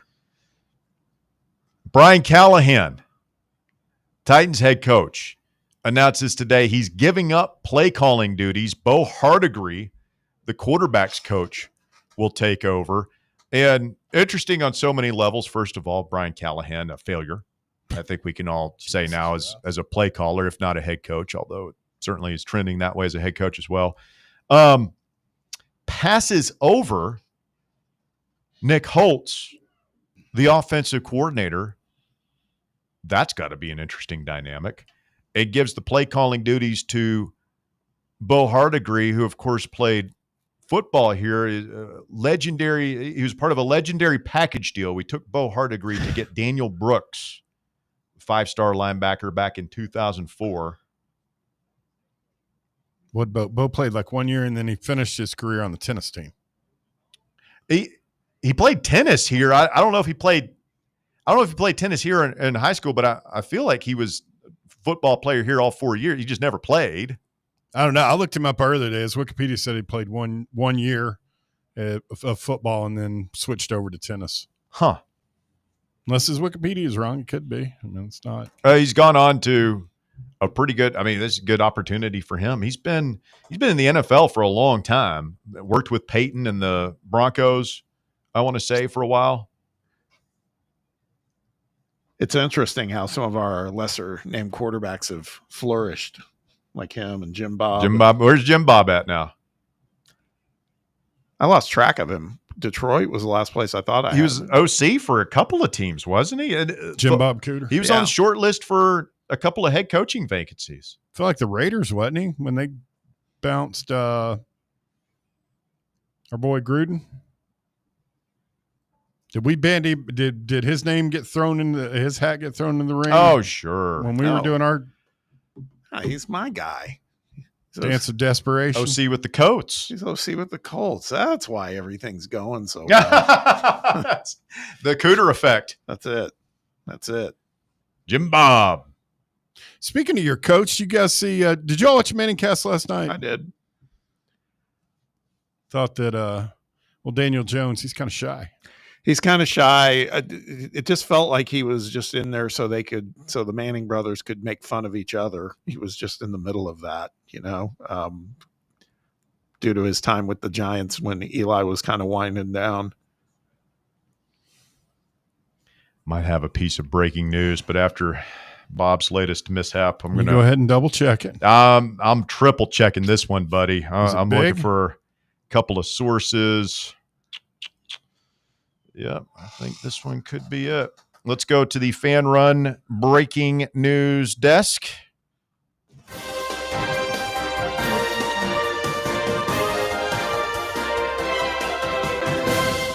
Oklahoma quarterback John Mateer has suffered a thumb injury on his throwing hand, could miss 3 or more weeks. Whoa. Wow. Per Sooner Scoop. Wow. When the hell did that happen? I guess in the game? I don't know. Maybe he was opening a particularly tricky door earlier this morning on campus. And I guess they probably practiced, maybe. Might have been running his hand through that hair. That luscious mane. Yeah. Got stuck. Does he? I wasn't aware that I've never seen the kid without a helmet on. Yeah, he's got some flow. He's impressive as hell too. Like his post game interviews, he sounds like a coach. I wonder who their backup is. Not Jackson Arnold. Not John Mateer. Might be Hawkins again, right? That kid could be. Yeah, is he still there? I don't know. Did he? So I mean, this starts to call into question the 3 or 4 games they play. They're off this week. Kent State on October 4th should be able to win that game. Then the next week you've got the Red River Shootout. It's going to be tough. I guess they probably, they'll beat Kent State. But the big knock on them is the only running game they've had so far this year has been actually Mateer. Well, they only scored 24 points against Auburn, and 7 of them shouldn't have counted. Yeah. Hawkins appears to be still there. Backup. Yeah, you would think he's the backup, and he's a runner too. So that part doesn't change much. They go to South Carolina after Texas, home versus Ole Miss, and then they come to Knoxville. What's the Knox? Is that like week 5? Yeah, it's November 1st. About a month, a little less than a month and a half now. 5, 6. So he'll probably be back. He'll be back before that. You'd think so. I mean, they say he could miss 3 or more weeks. We don't know specifically what kind of injury it is. So, I mean, if it's like a sprained ligament, maybe that heals. But, guys break their thumbs a lot. I'm thinking Tyler Bray that year where, he broke his thumb and was out for at least a month, like 6-7 weeks. You know what this does a little bit differently is John Mateer. We obviously got to play well, but John Mateer was kind of the runaway early Heisman candidate. Yeah. Now that he's missing time, that's going to change. Joey Aguilar kind of has a little bit more of a cracked door open to get in there. Did you watch any of that Indiana game the other night? I was watching the score. I didn't Mendoza's. He's good. He's the real deal, man. This might open the door for him too, because his odds came quite a bit down after that game against Illinois. I mean, in a good way. It's going to open the door. Ain't played nobody, Paul. That'd be the only thing I'd wait to see. Who's their biggest game this year? Indiana. I'm not. They've got Oregon and Penn State on the schedule, both, and they just played top 10 ranked Illinois. I'm not counting them the same. They play Oregon and Penn State. They play Iowa this weekend at Iowa. Not that game. Iowa's tough on defense, so we'll see. Coming up on your Rocky Top Report, brought to you by Bo Kregner and the Kregner Group, we'll hear from the new WR1. Chris Brazel might be up for, speaking of awards, the Biletnikoff Award. He's had a great start to his season. We'll hear him talking about what he attributes his success to. And Rodney Garner, the salty old veteran D-line coach, talking about his guys and what they need to do to weather the storm down numbers in the middle of that defensive line. Stay with us. It is The Drive. It is Fan Run Radio. We're back with more right after this. The Drive. Catch up with all things Fan Run by subscribing to our podcast feed. Like, rate, and download the show from the Fan Run app or wherever you get your podcasts. The Vols are headed to Starkville, and The Drive is headed back to the Casual Pint North Shore. Join Fan Run Radio for another Football Friday live broadcast of The Drive at the Casual Pint North Shore this Friday from 3 to 6. We'll have cold drinks, hot eats, and the best sports convo around as we get ready for the Vols in Mississippi State. It's The Drive, live this Friday at the Casual Pint North Shore, 2045 Thunderhead Road in the Blue Building next to Soccer Taco. Running a business, coaching a team, planning your next big event, you need more than just gear. You need SM Athletics and Logo Solutions. Custom uniforms, branded apparel, promotional products, done right, done fast, and built to show off your brand with pride. From local businesses to high schools to major universities, SM Athletics is trusted by winners. Get real service, get real quality, get noticed. SM Athletics and Logo Solutions, where your brand comes to life. Visit smathletics.com and let's build something great together. Got a problem tree looming over your home? Call ECR Total Landscapes. Whether it's trimming, removal, or storm cleanup, our certified pros get the job done safely and efficiently. We're licensed, insured, and ready 24/7 for emergency calls. Big or small, we cut them all. ECR Total Landscapes. Call now for a free estimate, 865-384-2012, and mention promo code FANRUN for free stump grinding on any tree removal now through the end of the year. Also, visit us at ecrtotallandscapes.com. Knoxville, get ready. The big sports show is coming Saturday, November 8th at the World Exposition Hall. Meet your favorite sports stars, Hall of Famer Earl Campbell, baseball greats Wade Boggs, Dwight Gooden, and Jose Canseco, plus UT legends Shamiqua Holtzclaw, Carl Pickens, and many more. Autographs, photos, and memories you'll never forget, all in one huge day. Tickets on sale. Get yours now at bigsportshow.com. That's bigsportshow.com. The Big Sports Show, Saturday, November 8th, Knoxville. Don't miss it. White Claw is taking hard seltzer to new heights with White Claw Surge. At 8% alcohol, White Claw Surge is a stronger wave of refreshment that doesn't compromise on taste. Available in 4 bold waves of flavor like ripe blackberry, citrusy blood orange, zesty natural lime, and tart cranberry. Check out your favorite retailer in-store and online for the White Claw Surge Variety 12-pack and 16-ounce single-serve cans. White Claw Surge. Please drink responsibly. Are you tired of waiting on interest rates to drop before you start saving money? I'm Chris Burleson with University Lending Group, and I've got a better way. With a traditional closed-end mortgage, most of your payment goes straight to interest, not your balance. But with my Smart Loan, every deposit you make cuts your principal immediately and reduces interest in real time. On average, my clients pay off their mortgage in just 7 years. Call me today at 865-388-7634 or visit smartloantn.com and let's turn your income into financial freedom. NMLS number 332941. Blackford Veterinary Surgery Referral specializes in surgeries not regularly performed by your pet's general veterinarian. They're currently accepting referrals from vets all across the country. With their newly renovated state-of-the-art surgery center and highly trained staff, clients can rely on professional and thorough care. If your vet says that your pet needs surgery or rehab, ask for a referral to Blackford Vet and let them get your best friend back on its feet. Located conveniently in West Knoxville. For more information, visit blackfordvetsurgery.com. Good afternoon. It's starting to build even more now through downtown Knoxville. Here we go. I-40 west is 17th Street. Some of this traffic getting off onto Alcoa Highway, which is building pretty good back into the Blount County area. Stop and go right now. Chapman Highway in certain spots, especially going outbound on Chapman Highway out towards Seymour. So give yourself a little bit of extra time. Hey, Zips Car Wash has been remodeling throughout East Tennessee. Get upgraded shine and protection at your local Zips Car Wash. Visit zipscarwash.com and find a location near you. I'm Commander Chuck with your on-time traffic. In a world filled with deadlines and screens, sometimes we forget the simple joys of life, days filled with special moments. At Inward Half, we understand the essence of these moments. Feel the difference between our breathable fabrics and flexible apparel as you disconnect from the hustle and bustle and reconnect with what truly matters. Inward Half. Simple luxury for on and off the course.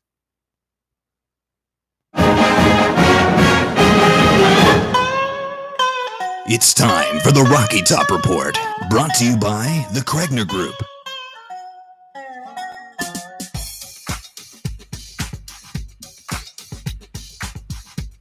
Just starting with some hoops here, Bob. Rick Barnes having his preseason media press conference. Ethan Berg is on campus. Mm-hmm. Yeah.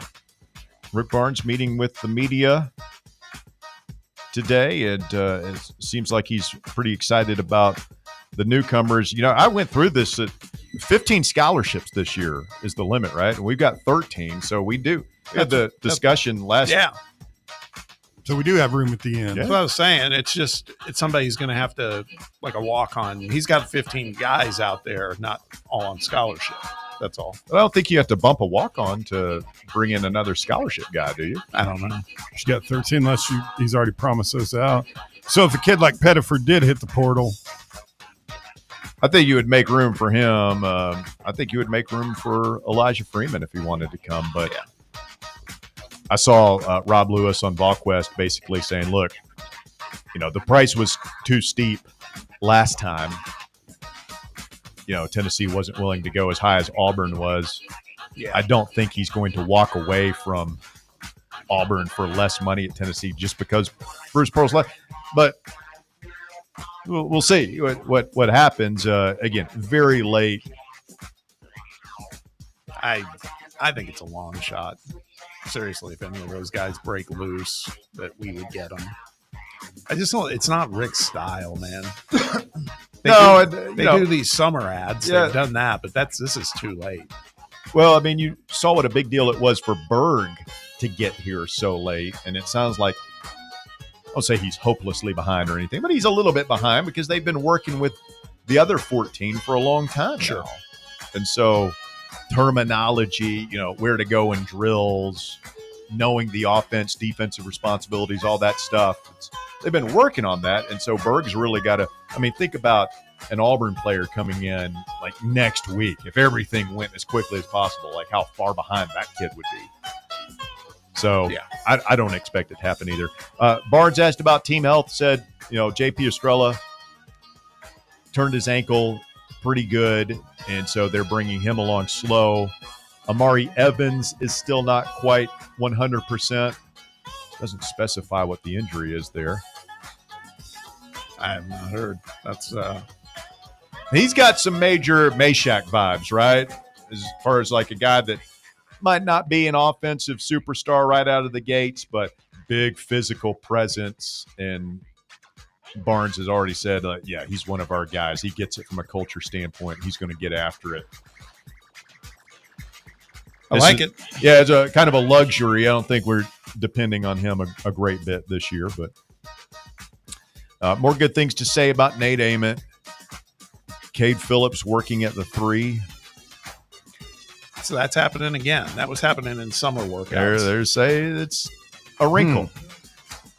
Well, he's got that shoulder thing happening. It's like, I don't know. My thing about college hoops has always been, in the Barnes era, you can get by with a Kyle Alexander on the floor, a Felix Okpara on the floor, Jemai Meshack on the floor, a guy who doesn't give you much offensively, as long as the other 4 guys on the floor give you good offense. I wonder about if we're talking about playing Okpara at the 5 and Cade at the 3.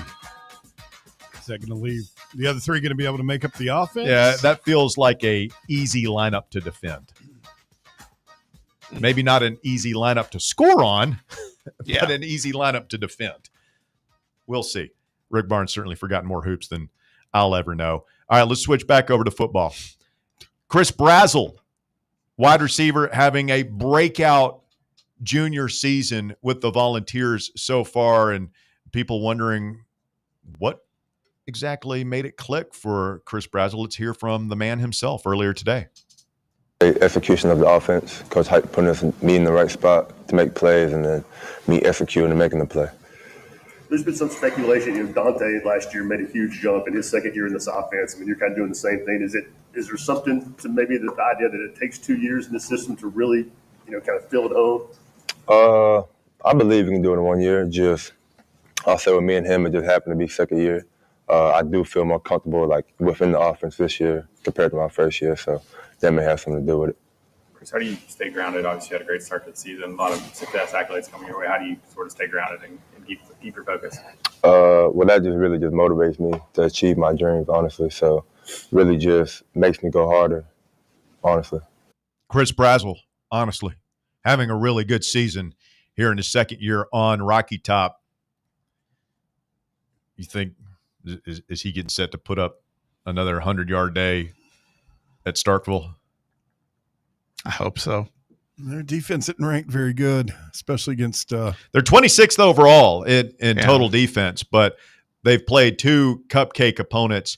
Arizona State, they held Walker's boy to like under 100 yards passing. So I mean, yeah, a minuscule amount. No, but our Arizona State had two backs go over 100 yards against them. Yeah, you look at it. Look at the ASU game. Mississippi State jumped us early, like Rick said. Sam did not have a good first half. But then the head coach at ASU, Kenny Dillingham, realized, okay, but they can't stop us running the ball, so we might be down 2 scores. But let's go run the ball for over like 150 yards in the second half. And they, frankly, ASU lost that game more than Mississippi State won it because of one defensive lapse at the end of the game. Yeah, it'll be interesting to see how balanced we are, or if we lean a little bit to the run. Heupel generally pretty balanced no matter the game. That's what's interesting when you look at Mississippi State's attack, and we heard some of this when we talked on the podcast with Jeff Lebby too, is there's the similarities with Heupel and, you know, the offense, all of those things. But man, Mississippi State, they like to run the ball. This could be a battle of running games too. I think if there is an advantage to be had, it's probably the line of scrimmage. Like I think we should be better than them on both lines. And that's why getting Jackson Moy back would be so big for Tennessee, just to have another big body in there. I have no doubt we can handle them on the outside. But in the middle, there's just a big drop off, man. Once Eason and Bailey come out of the game, those young guys are they're taking their lumps right now. So you get Moy back and hopefully David Hobbs, and then all of a sudden we're having a different conversation. Speaking of defensive line, let's hear from Rodney Garner, the veteran defensive line coach, talking about what it means to have those leaders, Bryson Eason, Dominic Bailey, leading the way for a thin defensive tackle rotation. Those guys, man, I've been very, pleased and proud of the way, Eason and Bailey have stepped up and the things that they've done, in the absence of some guys, So, I know it's a little bit different style than what we've been able to do in the past where we had, more numbers, and moving, Dom inside when Jackson went down, we just made the decision that was the best thing for this team, for us to put the best lineup out there on the field was for us to be able to move him inside and move the Weathersby kid and West and get those guys more reps. And then also it gave us an opportunity to get Dye more quality reps. So we just tried strategically, do the things that we needed to do. And I think the Robinson kid is coming along. I've been pleased with how he's played thus far. And then, like I said, I thought, this past week, Campbell taking that next step, So we just need for guys to continue to improve and get better so we can take, some wear and tear. So it's good to be able to get those guys, younger guys, more reps this past week. Rodney Garner referring to young men that he sees every single day as, quote, the Weathersby kid and the Robinson kid is pretty awesome. Yeah. It caught my ear for sure when he mentioned Robinson. I was like, you see him. Isn't it Nathan or perhaps even Nate? Well, no, it's just a Robinson kid. I'm looking forward to it. I love, Utley playing so much these first 4 games. You got to think it's going to be great for his development. He just looks so small when he's in there.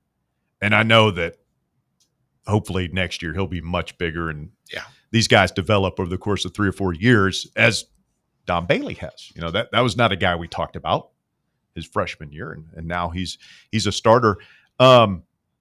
Great to see Isaiah Campbell, and I say great to see. I didn't see him. I saw where he got snaps according to Pro Football Focus. I think he played about 20 snaps.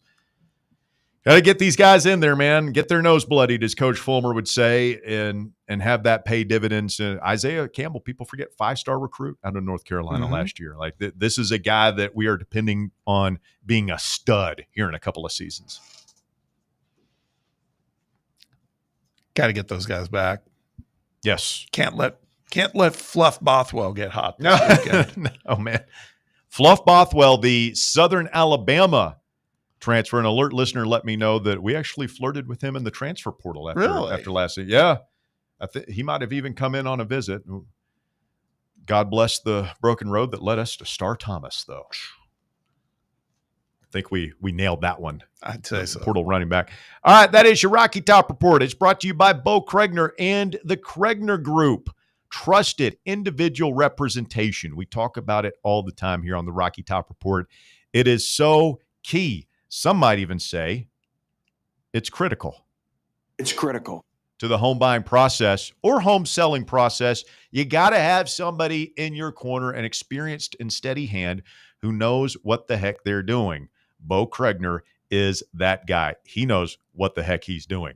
Check him out online at BoKnowsHouses.com. Whether you're selling, buying, or both, you need a pro to help you navigate these wild waters out there in the local real estate scene, man. Bo Kregner, online, BoKnowsHouses.com. You can call him. He'll talk to you for free. Doesn't cost a dime to pick his mind. Tell him I told you to call. His number is 865-742-1035. That's 742-1035. And again, the website, BoKnowsHouses.com. Bo Kregner and the Kregner Group. They do real estate the right way. Russell, Bob, and Bear back with you. Walker Smith along for the ride today. It is a Tuesday afternoon edition of The Drive here on Fan Run Radio. And as we talk Tennessee football, I can't help but wonder, the Titans, what we saw last night, King Henry, third game in a row with a critical fumble towards the end of a ball game.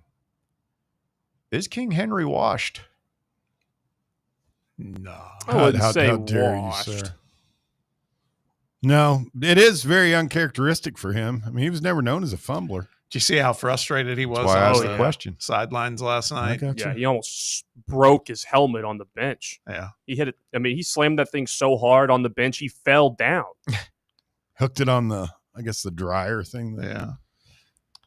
It was a amazing night for the Keg of Glory fantasy team as I outlasted Brett the Hulk Hollander, beat him by, it was like 2/100ths of a point.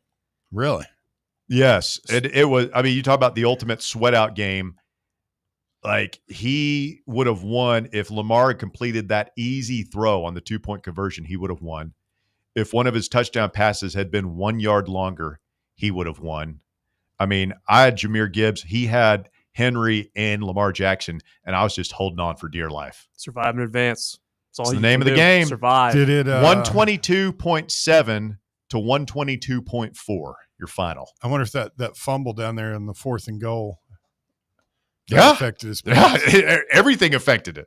Lost 20 yards, basically. It's probably the closest fantasy game I've ever been in.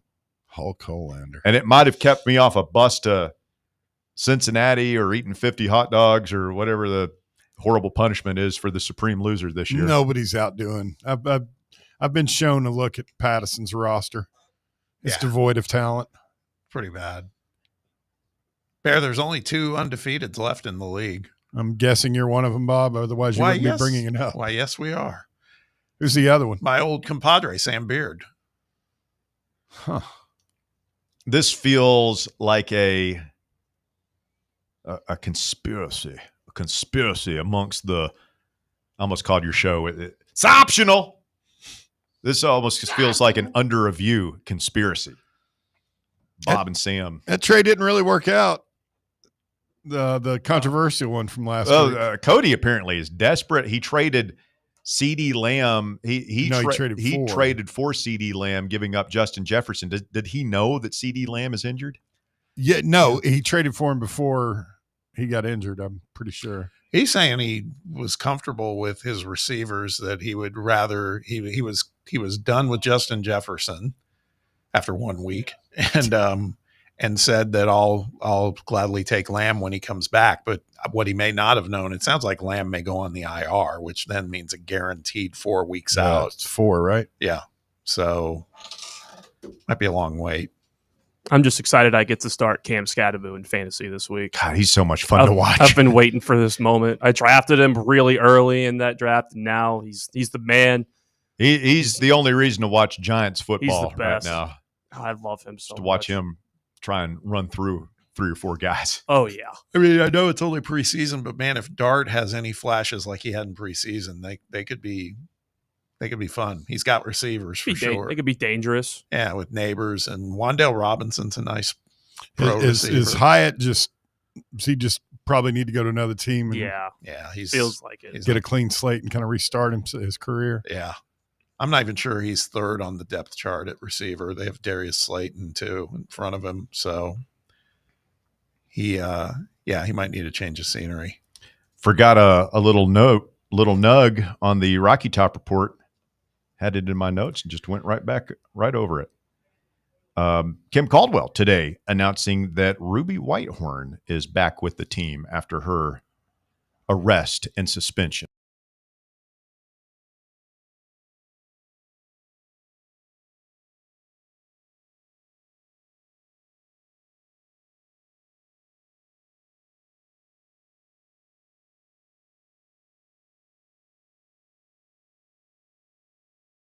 About this because I don't remember us talking about it.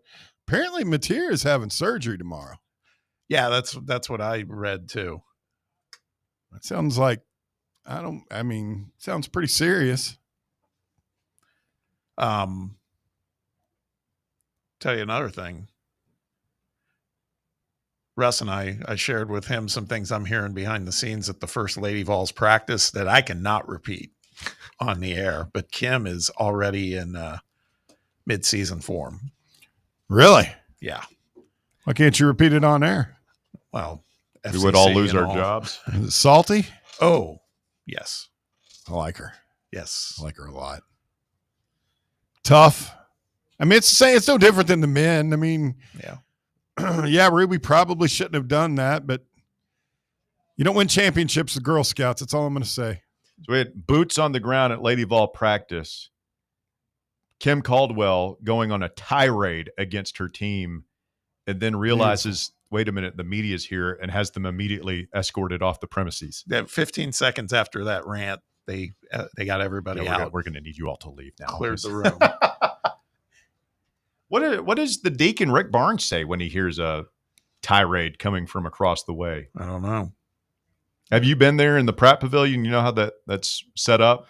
Yeah, I do. I haven't been there in a long time. Is there like a divider like there was in high school, or yeah, there's a wall, but I mean, it's like the courts are like vertical, like next to each other. Like one goes Parallel. into the next But one. they No, might- not parallel. Like, there's one court and then another court at the end. There, one court, court on the other side of the wall.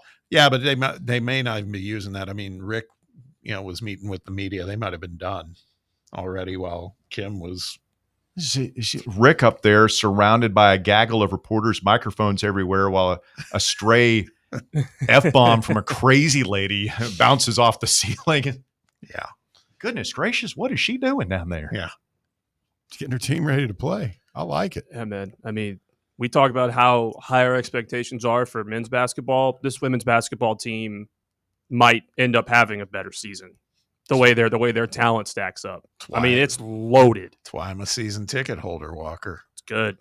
That's good. I need to get out. I haven't been to a Lady Vols game in a long time. I actually might need to get out there this year. Never thought I'd see the day where I'd be saying that I'm a season ticket holder for Lady Vols, but here we are.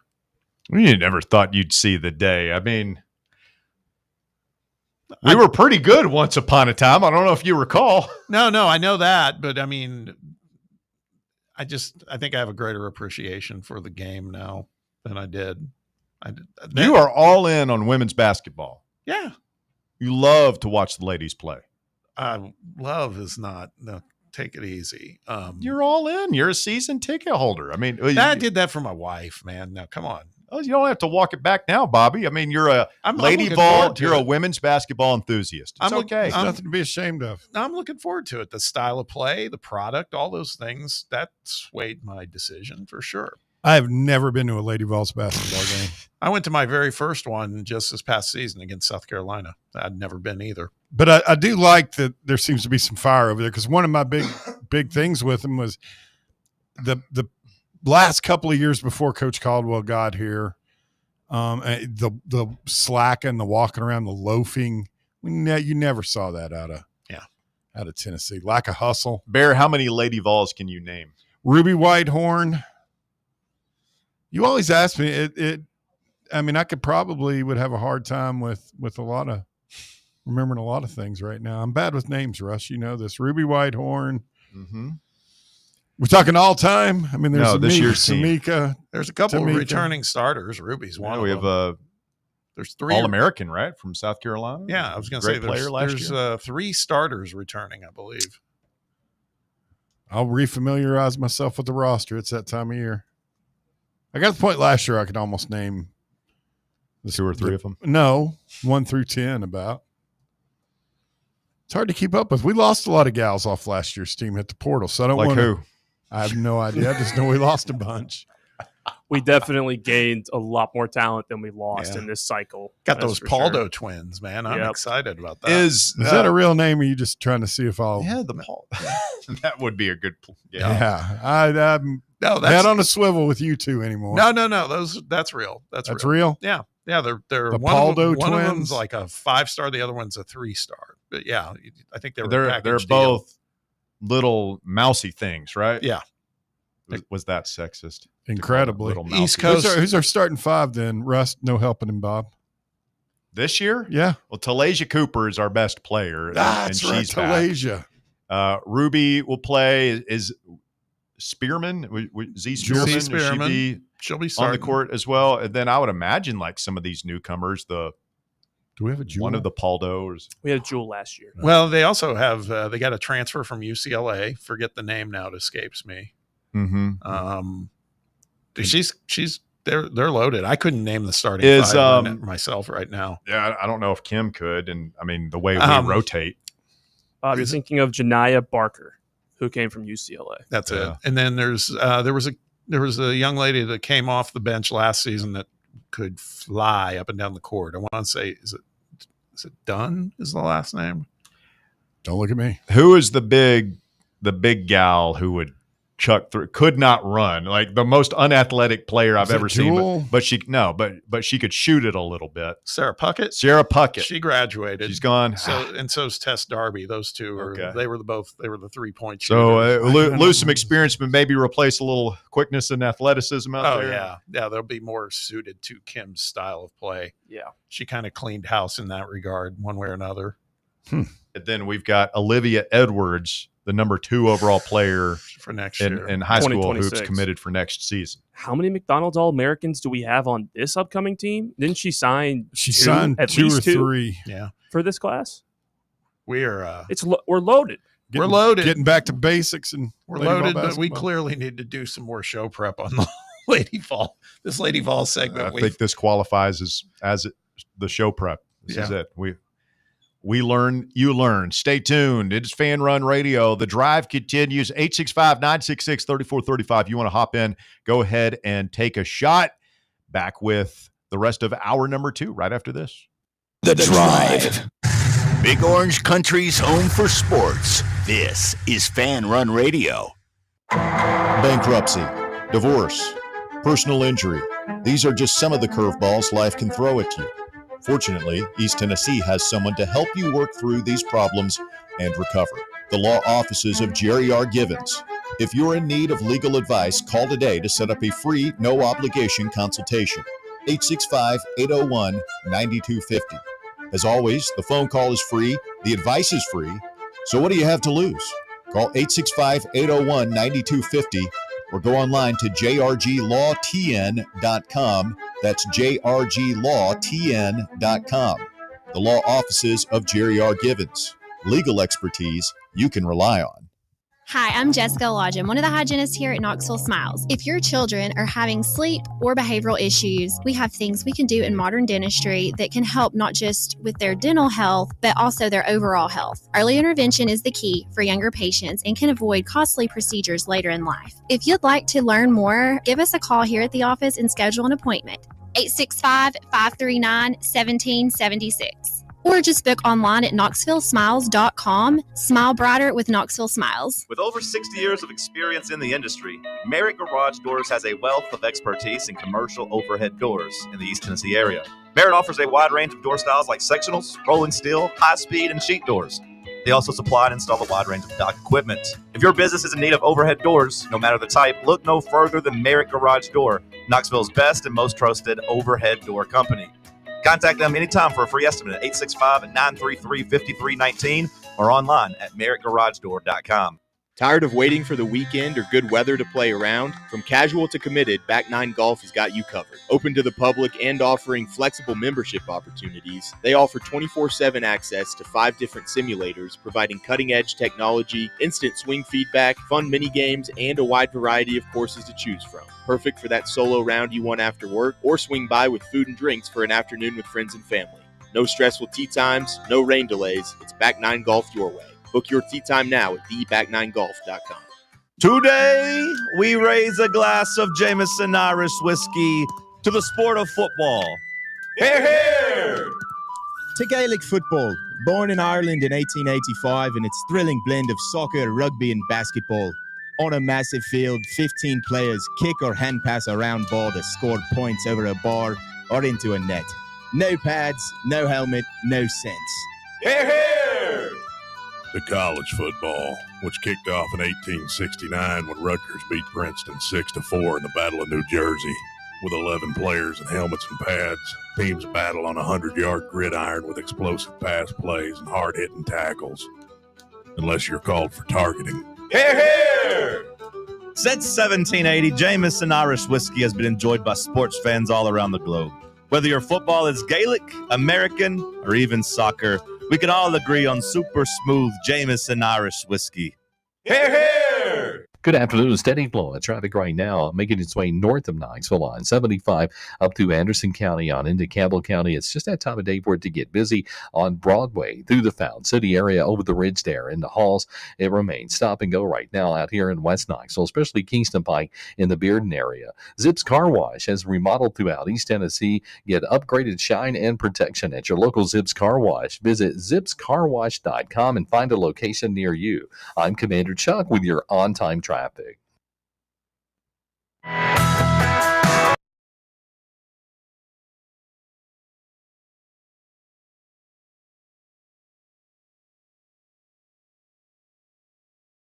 Of the program, and some random guy is next. What's up, Rando? Rando.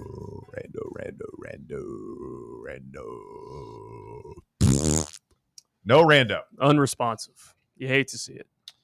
Well, I'll tell you what else you hate to see, boys. What do we hate to see? Tennessee in its last 4 road games. Well, you guys know what our record is in the last 4 road games? Oh, that's a good question. Hold on. Let's see here. Going back to last year. We counting the playoffs? Actually, I don't know what we're counting. I just saw this on. I just know the record of the last 4 road games. I'd say 1-3. Yeah, that's what I'm going to go. 1 and 3. The big brain on Walker and Bear. Wonder if that counts Ohio State. 1-3 in the last 4 road games. Bob, that's where are you?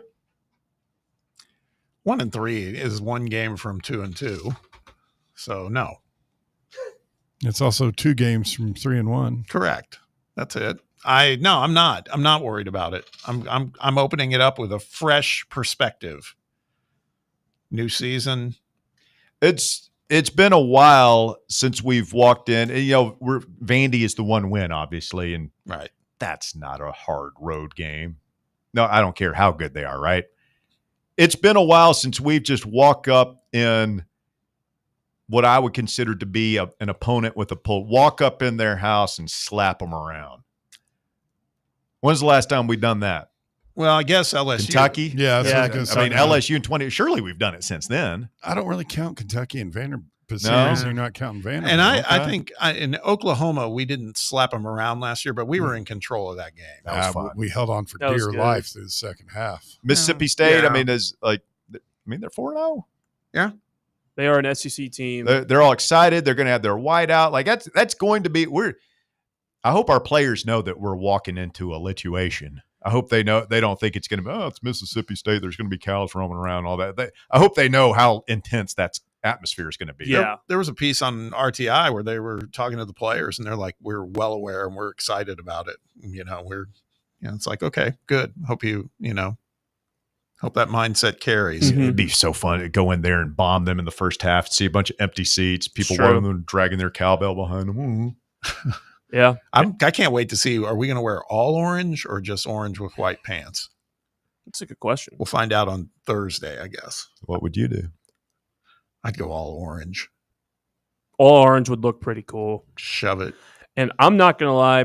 I saw on social media over the weekend, like a rendering of what the helmets would look like with the cursive Vols on the helmet. And I kind of liked it. I saw those. The all white with the orange letter. It looks really good. It looks good. It looked good. But you don't mess with your helmet, Walker. It's like being married. Yeah, you can admire the female form, but you don't do anything about it. You're married. We're married to the Power Tee. That's our helmet. Married to the Power Tee. You don't mess with your helmet. Am I in trouble, Bob? A little bit. Stay with us. Hour number 3 of The Drive coming up next here on Fan Run Radio. The Drive. The voluntary reaction. This football season, tune in to Big Orange Country's post-game radio free-for-all, The Voluntary Reaction, presented by the Griffin Law Firm. We'll be live on the Fan Run Radio app as soon as every UT game is over, taking your calls and breaking down the game to levels that can only be described as beyond scientific. So tune in and drink with us from the keg of glory or drown in the pool of despair. The Voluntary Reaction on Fan Run Radio. The Voluntary Reaction. Raw, unfiltered, real. Dick's House of Sport at West Town Mall is a destination devoted to sport, and it's your destination for exclusive events and experiences. Come visit a store like no other. Check out our 40-foot rock wall, golf performance center, Hit Tracks batting cage, and outdoor turf field. You can now rent our space for private events and birthday parties. Learn more about our events and exclusive product launches on Facebook and Instagram at Dick's House of Sport KNX. Dick's House of Sport, proud partner of Tennessee Athletics.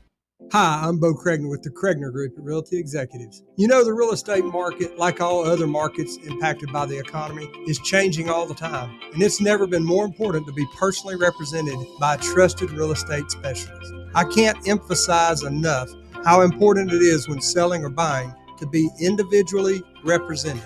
Call me today for a free consultation. My number is 865-742-1035, and my website is BoKnowsHouses.com. At Knoxville Insurance Group, they understand the challenges many consumers face when searching for insurance coverage. That's why whether it's for you, your family, or your business, they create a coverage plan specifically for your unique needs. Knoxville Insurance Group is an independent firm, which means they aren't beholden to just one insurance company. They search multiple companies, acting as your negotiator to find you the best possible policy and price. Start a quote in minutes at KnoxvilleInsuranceGroup.com or call them today at 865-694-9788. For over 3 years, Crumble Cookies has served the Knoxville area.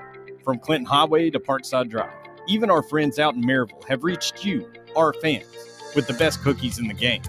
This fall, Crumble is gearing up for yet another fantastic season. Whether you're tailgating or looking for a pick-me-up after getting the kids from school, Crumble has you covered. Download the Crumble app to check out this week's rewards and features. And stop on by. Tell them Fan Run sent you, but don't miss the cookies.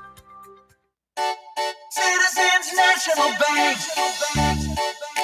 We believe a good game plan is essential for success. With a CNB Plus Perks checking account, you'll save money with cell phone protection. roadside assistance, identity theft protection, and more. Banking at CNB has its perks. Find out more at cnbtn.com. Citizens National Bank. Banking never felt so good. Member FDIC. You're listening to FM 105.7 and AM 1340, WKGN Knoxville, and W289CU Knoxville, Fan Run Radio. The number one problem we see at our clinic is delaying treatment. ED can get worse. Book your appointment right now. Call 865-544-8220. Prefer privacy? Book online in under 30 seconds at menspronknoxville.com. At our clinics, men's sexual health is the whole job. Look, I'm a normal guy too. I hate going to the doctor, but we've helped so many guys in here just like you. Even if pills have failed, our medical team is going to take the time to talk you through it. Same day in-house lab, and the treatments, well, they could change your life. Your local medical team has your back. ED, performance, Peyronie's, size and shape modeling. We tailor what works for you. I'll get to the point. Can you imagine epic performance and epic sex? Yeah, I said it. A stronger you is closer than you think. We're available right now. Call 865-544-8220 or book in 30 seconds or less at menspronknoxville.com. Men's Pro Knoxville, making it happen. It's time for The Drive's Top 5 at 5.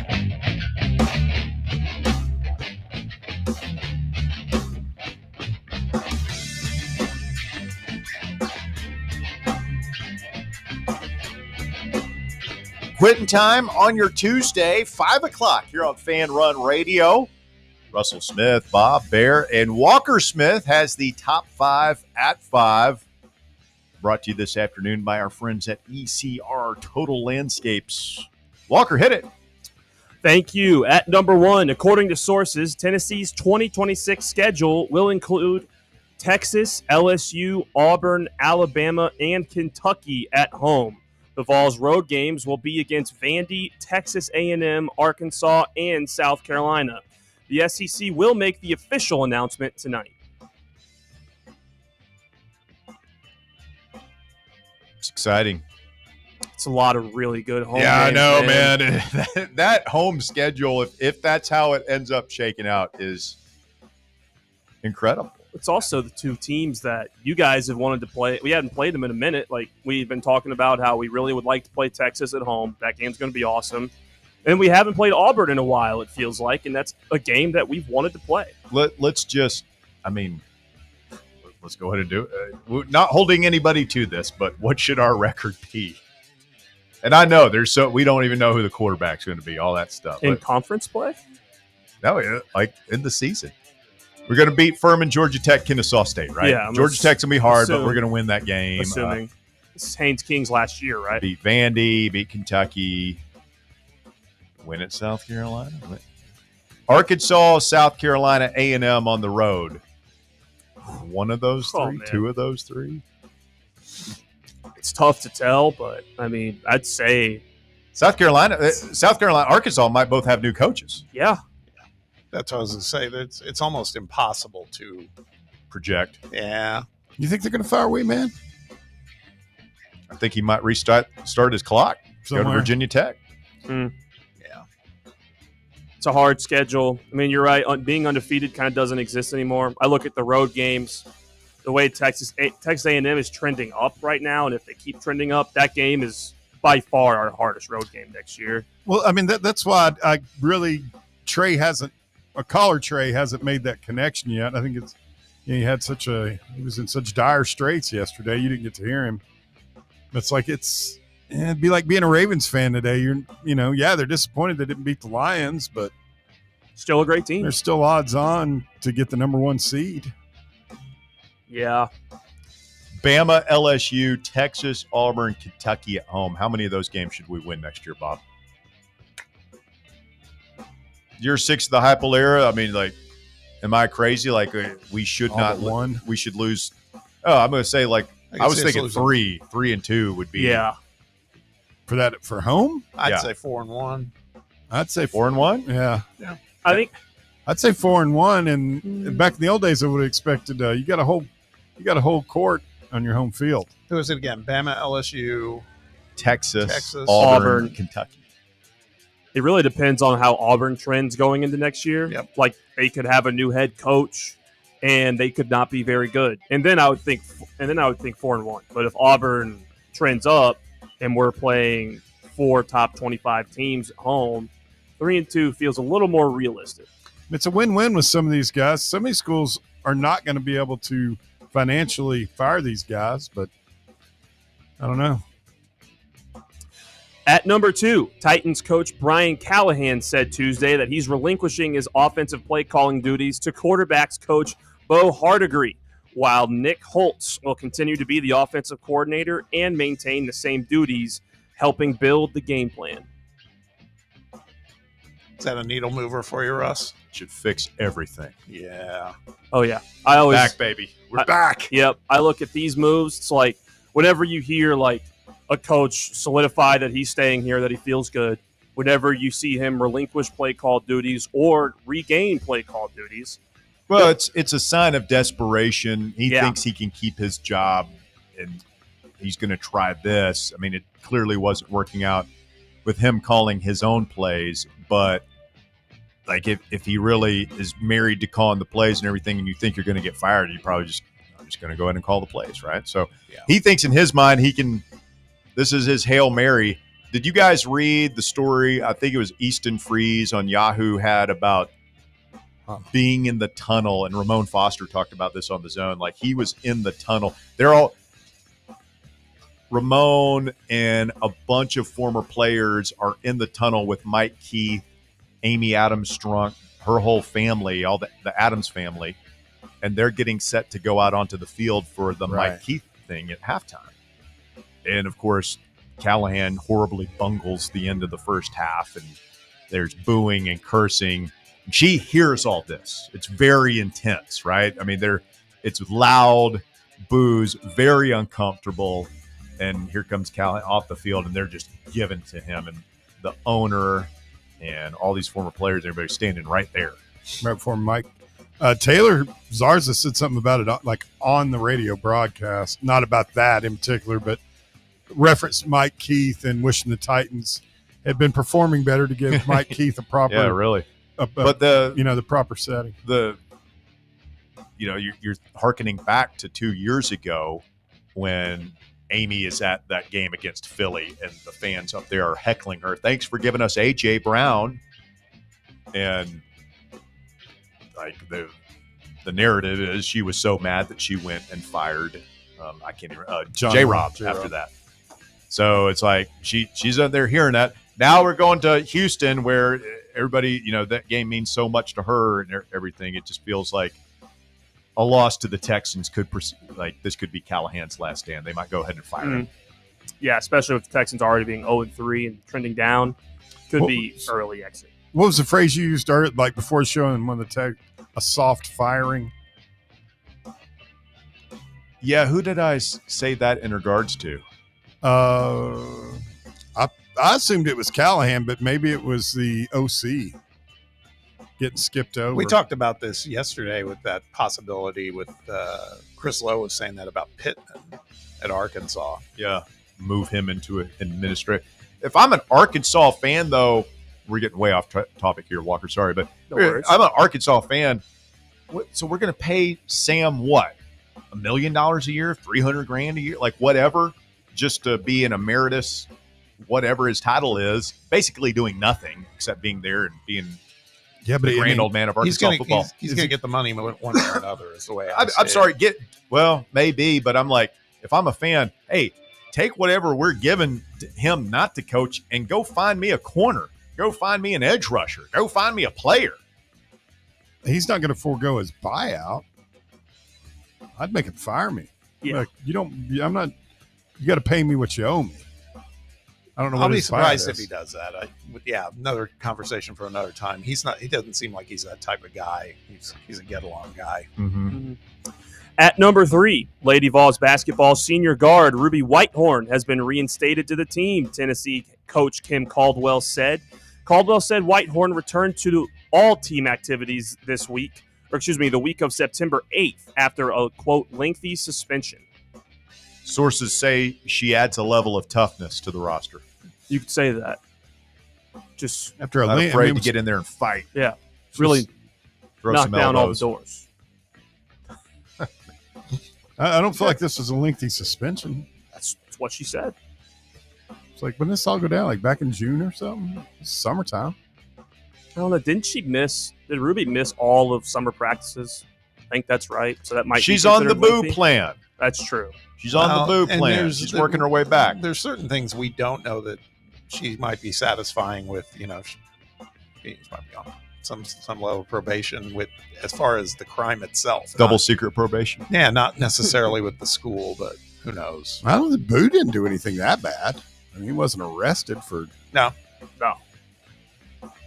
At number 4, Oklahoma head coach Brent Venables announced today that quarterback John Mateer will undergo surgery tomorrow to address a broken bone in his right hand, which he sustained in Saturday's win over Auburn. Venables said the expectation is that Mateer will return to action sometime this season. Mateer's injury occurred in the first quarter of the OU victory over Auburn. Venables said sophomore Michael Hawkins Jr. will start OU's next game against Kent State. Now, while we're happy about that, think about it. We want Oklahoma to be good. Yeah. I mean, we want them to be good, and we want to beat them, of course. But my point is, if we're in a bucket full of 10-2 teams, Or we're 9-3 and we're South Carolina's position Yeah. last year, like we're going to need something on that resume. True. Michael Hawkins, according to Matt Zenitz on X, said he will be the starting quarterback for Oklahoma. Yes. I'd love to see them beat Texas with Michael Hawkins at quarterback. I mean, Texas is not that good, man. They got a good defense. I don't know, man. I'm still jury's still out on Texas. It's similar to like the way the jury's still out on us. To me, is I think we're pretty good.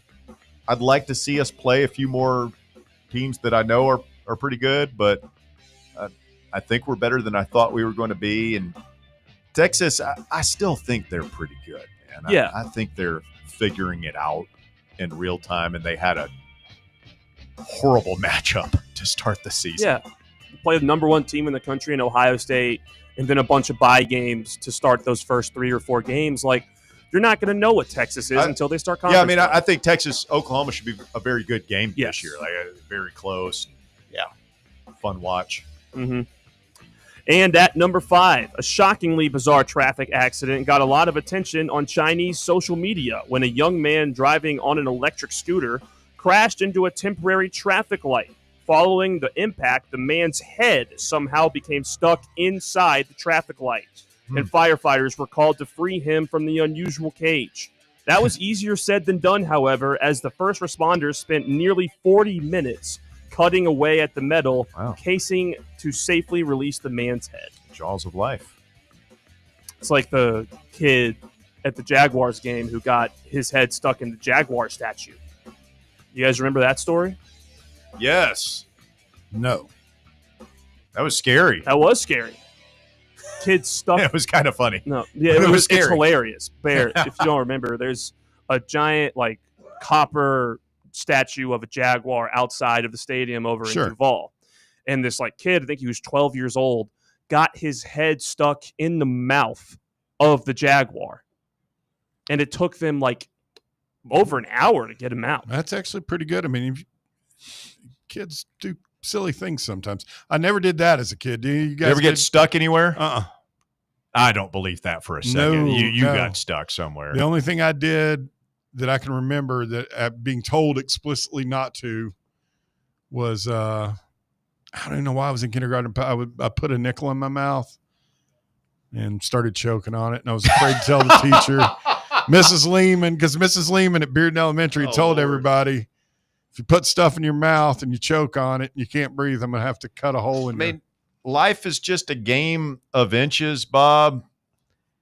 Who knows what tone this show would have if Bob Bear just Darwined himself out of existence in 1970, who knows whatever. how it would be if you weren't died just a choking complete- on a nickel. complete clown and punk. Oh, some might say. Whoa. Well, you whoa yourself, man. Easy. Darwin myself out of existence. You're choking on a nickel. What would you call Yes, it? I was 5 years old, man. I was terrified to tell the teacher. Have I shared the story with you? It's a good one. And this is about an adult, and it wasn't me, but they were sure it wasn't on a shooting a commercial with Dale Earnhardt's car. Okay, Dale was not there. This senior, yeah, okay. I think we have talked about this. The guy got stuck. The guy was such a fan. Oh yeah, you had to get in the car. And he wanted to get in the car, and he got stuck. And stuck like it going in, not in the car. Couldn't get out. He couldn't. He was going in, and so got his stuck. rear end hanging out the car, and his torso's inside. No, or he went feet first. So he's trying to Dukes a hazard into that thing. Yeah. Well, you can't really go into those cars head first. Yeah, I knew guess so. enough. No, that's what I'm saying. He went feet first. Yeah, I mean that's how you do it. Yeah, you go feet first. Yeah. Oh my God. I passed up. I had a chance to sit in Denny Hamlin's. I took one look at it. I was like, there's no way my fat ass will fit. How long was he in there? It was a little while, because then you get nervous, and I think it gets tougher, Did you see the thing that went viral like a year or so ago of the guy? He was at a wedding and he had like gotten into this big flower pot for some reason. He's all suited up and he's in this flower pot and he's just stuck. And it's vaguely familiar. People are all around him are trying to help him get out, and they he's just getting mad. Bust the flower pot. I mean, I don't know if they had a sledgehammer handy at a wedding, but that might have been how they eventually got him out. Yeah, I've never had the fire department called to rescue me from a situation. Me either. Top 5 at 5 is brought to you by ECR Total Landscapes. Is that old tree in your yard starting to lean a little too much, a little too precariously close to your house or your neighbor's house? Branches hanging over the roof? Don't wait until it's too late. Call the pros at ECR Total Landscapes today. They specialize in safe, professional tree removal, trimming, and storm damage cleanup. Heavy storm last night towards the end of that football game. If you have any debris in your yard, call the folks over at ECR. If you've got trees that need to go, now is the time. They'll come out and do a free estimate for you. 865-384-2012. They're online at ecrtotallandscapes.com. And now, through the end of the year, our listeners get free stump grinding service. So if you have a tree that needs to go and you want to get that stump taken care of, and that can be pricey, they'll do it for free if you book now. ECR Total Landscapes, promo code FANRUN. Just mention FANRUN to get that free stump grinding service. Again, the phone number 865-384-2012, online at ecrtotallandscapes.com. Let's get Rando in here. He's been hanging patiently for ages now. Some random guy, you're on the drive, Fan Run Radio. Good afternoon, sir. Hey, good afternoon, gentlemen. How are we? Doing well, thank you. Hey, so it occurred to me this past weekend that I knew Star Thomas's name from somewhere, and I was like, where did I know it from? And then they were talking about it during the broadcast. He was at New Mexico State with Pavia and Jerry Kill 2 years ago. Yeah, he was their lead running back before he went to Duke. He left there when Jerry Kill stabbed New Mexico State in the back and turned down an extension to go be an offensive assistant at Vanderbilt because he's a coward like that. So I'm not bitter about that as a co-alum of Tennessee and New Mexico State, though. Not at all. Not at all. Oh, I didn't know you were an Aggie. You're in New Mexico State? Wow. What are how do you feel about the homecoming game? Are you going to be there for that? What, this weekend? No, and New Mexico State comes to town. Yeah, when they come to town. November. Oh yeah. I would love to be there for that. I'm not going to be able to make it, but no, Tennessee's going to hammer them. But Jesus out of New Mexico State. You would think that's so. Exactly what I want to happen. That's exactly. I don't want it to be a close game in any way, shape, fashion, or form. I was long story on how I ended up in New Mexico State, but I won't get into that here. But yeah, I went to NMSU for 3 years and tried to go to Tennessee right out of high school, and New Mexico State offered me basically a full ride. And then when I picked my career field, I went into logistics, which Tennessee has a top 5 program, and I'm like, all right, I'm meant to be at Tennessee. I'm going back. And anyway, I have an associate's from NMSU. So anyway, on to the game. I know those orange helmets are cursed, and I know they are not wearing them orange bridges 2 weeks in a row, but I would love to see us come out all orange head to toe. They go all white, we go all orange. I would love to see it. I don't think there's any chance it happens. I would guess we're going to wear our traditional home orange jersey, white pants, standard helmet. I'm with you. I'm with you, Rando. We're Tennessee, and the more orange, the better. Yep. Just let's go. Hey, you want to go all white? We'll go all orange. Orange helmet, orange pants, orange jersey. Just saying. So orange socks, orange shoes. Just like orange a helmet. Bunch of carrots out there. And if we lose another road game in the orange helmet, you bury them in the field outside Davis-Wade Stadium, and we forget they ever. If you want to wear those orange helmets, Russ has said it in the past. You bring stuff like that out when it's a game you know you're going to win. ETSU, UAB. Bring that out for an SEC game. Why even risk that bad mojo? And Bob probably does. I doubt Russ would remember. He would have been too young, but the head-to-toe orange, not a good look, and that wasn't even with the helmets back in the day. I don't remember that, but I've heard about it. It was putrid. I just remember those monochrome all-orange basketball uniforms and those things were hideous. Remember those? The orange numbers. It was awful. You think something was wrong with the color on your TV? Yeah, that was the Conzo era. They had a bunch of schools wearing them. Louisville had red ones. Michigan had yellow ones. It was nasty. It's almost like a neon, right? Yeah. Yeah, they looked like a bunch of highlighters running around out there. So with the quote-unquote schedule being revealed, I know, it's a leak. We'll get it confirmed tonight. I was a little surprised that they gave us both Texas schools in 1 year and both Mississippi schools in the next. I would have figured they would have figured that out where we would have had Texas and maybe Mississippi State 1 year and Ole Miss and Mississippi State in the following. I felt that was a little weird, but next year we will have 8 games in Neyland, or do we play Georgia Tech at a neutral site? Well, that remains to be seen. We're playing Georgia Tech in Atlanta, either at their stadium or at Mercedes-Benz. Yeah. Okay, so we'll still have 8 games in Tennessee because we'll be at Vandy at Neyland West. Yes. Why don't they move? If Vandy was smart, and they claim they are, but if they were smart, wouldn't they move that to Nissan to make more money? The Tennessee game? Yeah. They might, but then they'd have to pay. I don't know how the financial stuff would work between the Titans and Vanderbilt, but Tennessee's a guaranteed sellout. It's not like their fans are. They might this year. Might be they had a good crowd for their game against Georgia Southern. I don't know if you guys saw some of the screenshots, but for Vanderbilt, it was a good crowd. Now, obviously Georgia Southern's not going to travel and buy up tickets the way SEC schools are, but they had a good crowd, and they scored 70 points for the first time in over 100 years. Yeah. Yep. And for a city of a metro area of almost 2 million, they packed the place out with 44,000 for a Vanderbilt out of conference game. I think for the first time since the Kennedy administration. So that's impressive. Just on the way out, 2 years down the line, looking ahead, that would mean we've got Georgia, Mizzou, Mississippi State, Ole Miss, and Oklahoma, right? Yes.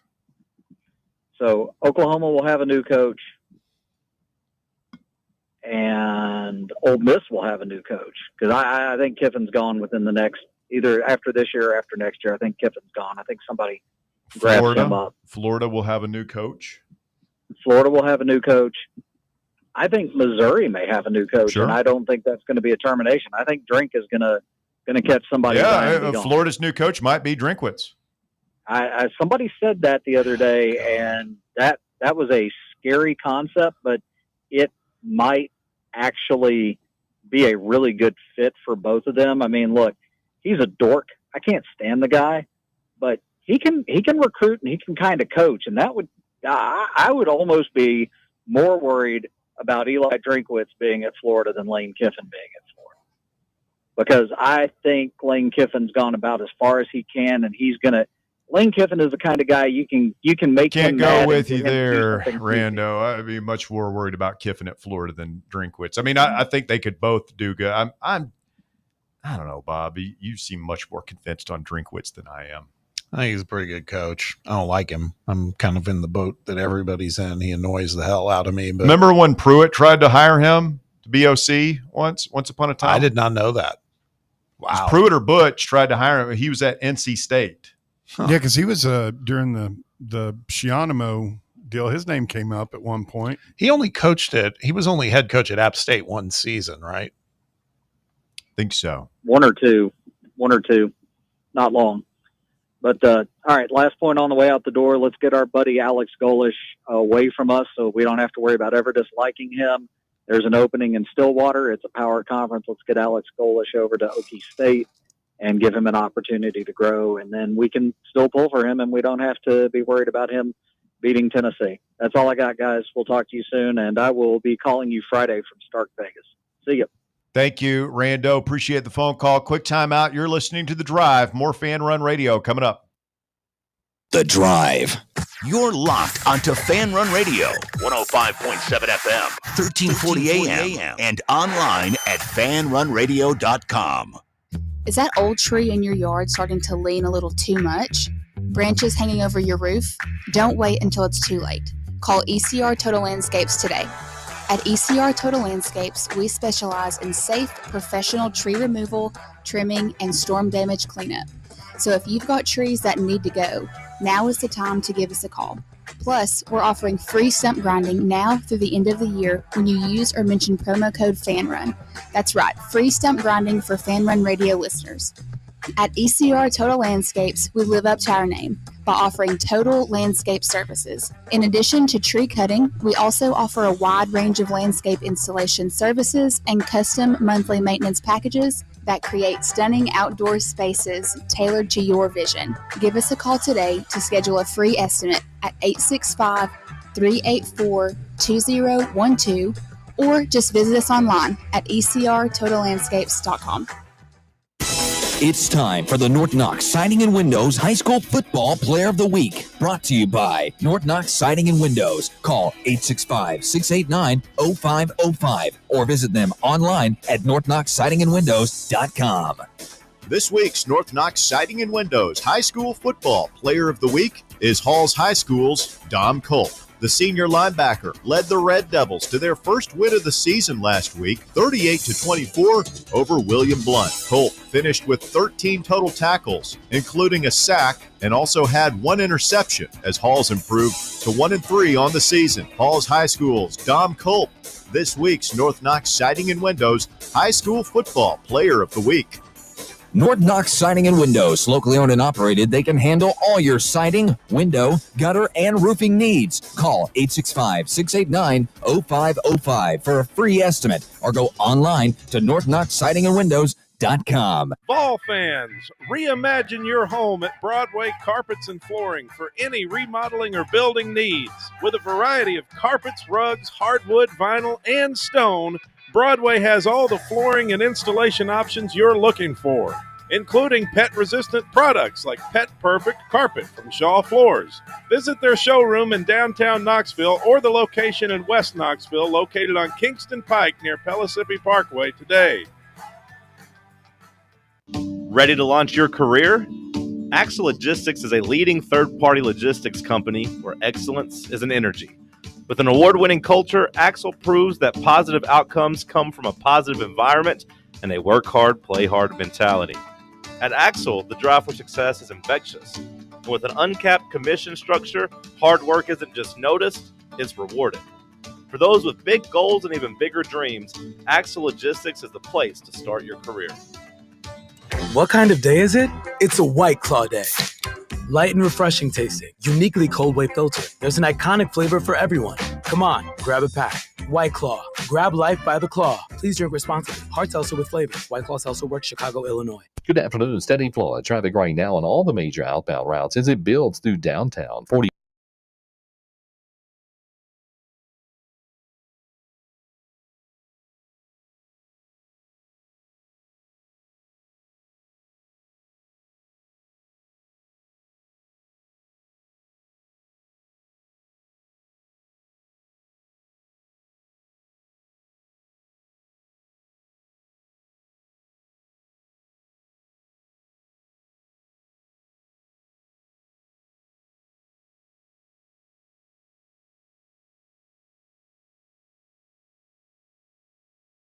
Tuesday afternoon edition of the program.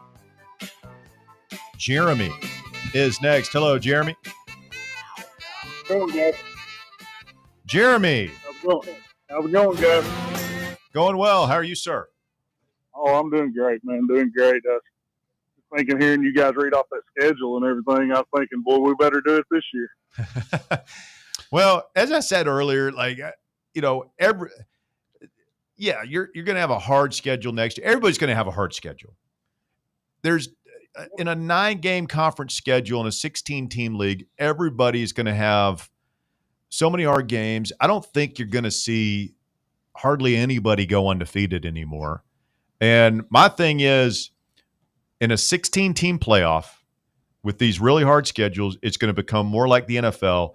And the goal is just to be there, just to make the playoff at the end of the year, give yourself a chance to win a national championship. And so if you win 10 games, you go 10-2 in these schedules, you're going to be right there, man. No questions about it. You're in. You win 9-3, keep it 16 teams. So 4 more teams get, like South Carolina probably would have been in last year, right? At 9-3. So you go 9-3, you're probably, against this schedule. Like if Tennessee goes 9-3 next year in that schedule, we got a loss. What to maybe on your? It doesn't matter. Yeah, you're in. 3 conference losses. Yeah, you got to remember though, we're doing that with a freshman quarterback. Maybe that's what I'm worried about. So maybe I'm thinking not. This year's the year. Yeah, if he goes out and gets another good one, but this year sounds like the best to me because you got Brazel and then you've got Joey. And, when's the last time, I guess, Hooker and Hyatt, since we had even Heisman talks at all? So, I don't know. It just seems like this year we're really going to have to do it because if we do happen to go into next season with just a freshman quarterback or McIntyre or whoever it may be, unless we snag somebody out of the portal, it's going to be unless they're a veteran, I don't know if they can pick it up fast enough to get us to where we need to be next year, I guess is what I'm trying to say. I think that I've seen it more and more. People are coming around. Russ is the first person I heard say it, talking about, Heupel seems to do better with veteran guys, portal guys. Big T on the macro dosing. Yeah, podcast I know he's telling it. all these reporters around the program, oh, I'm in love with McIntyre, and they're going to try and keep him. And I think they are. I think they think McIntyre and Faison Brandon will be pretty good. But I also think they can see the writing on the wall with Merklinger, and they're not going to go into next year with just 2 quarterbacks. They're not, man. So I think that we're going to be in a really advantageous position to go out there and find an experienced quarterback like Aguilar who can come in here and have the benefit of spring practice, which Joey Aguilar did. I mean, imagine how good this guy would be if he had if he'd been here since January instead of since May or June. Throwing with those guys all winter long. Yeah, so I think we're going to have another transfer in here next year, but I could be wrong. Awesome. Well, all right. I heard y'all talking about Dorkowitz earlier. I didn't get to hear my favorite thing that Bear says is, I stand on business, Josh. I'll stand on business, Josh. He's getting ready to crap his pants. All right, man. Y'all have a good one. I appreciate it. Why is he getting ready to crap his pants? Because he's saying it to a former high-level college football. Heupel would squash that guy. So you think he's saying that to Josh while he's scared that Heupel is going to physically assault him? I don't think he's going to worried about that, but he was all skittish. I don't think he's scared of some of the comments he makes, and I don't think he's scared of any consequences, man. He's I hate that guy. But you get these guys in college ball you get characters. I guess every now and then there's a Rex Ryan and in the NFL, but you get your Mike Leaches, your Drinkwitz, your Kiffins. You get these guys in Spurrier in college ball who are kind of funny. Even Derek Dooley, not a great coach, but you get characters in college ball that you just don't get. And, it's rare. Bruce Pearl, basketball is full of them, right? Guys that are characters that can also coach a little bit.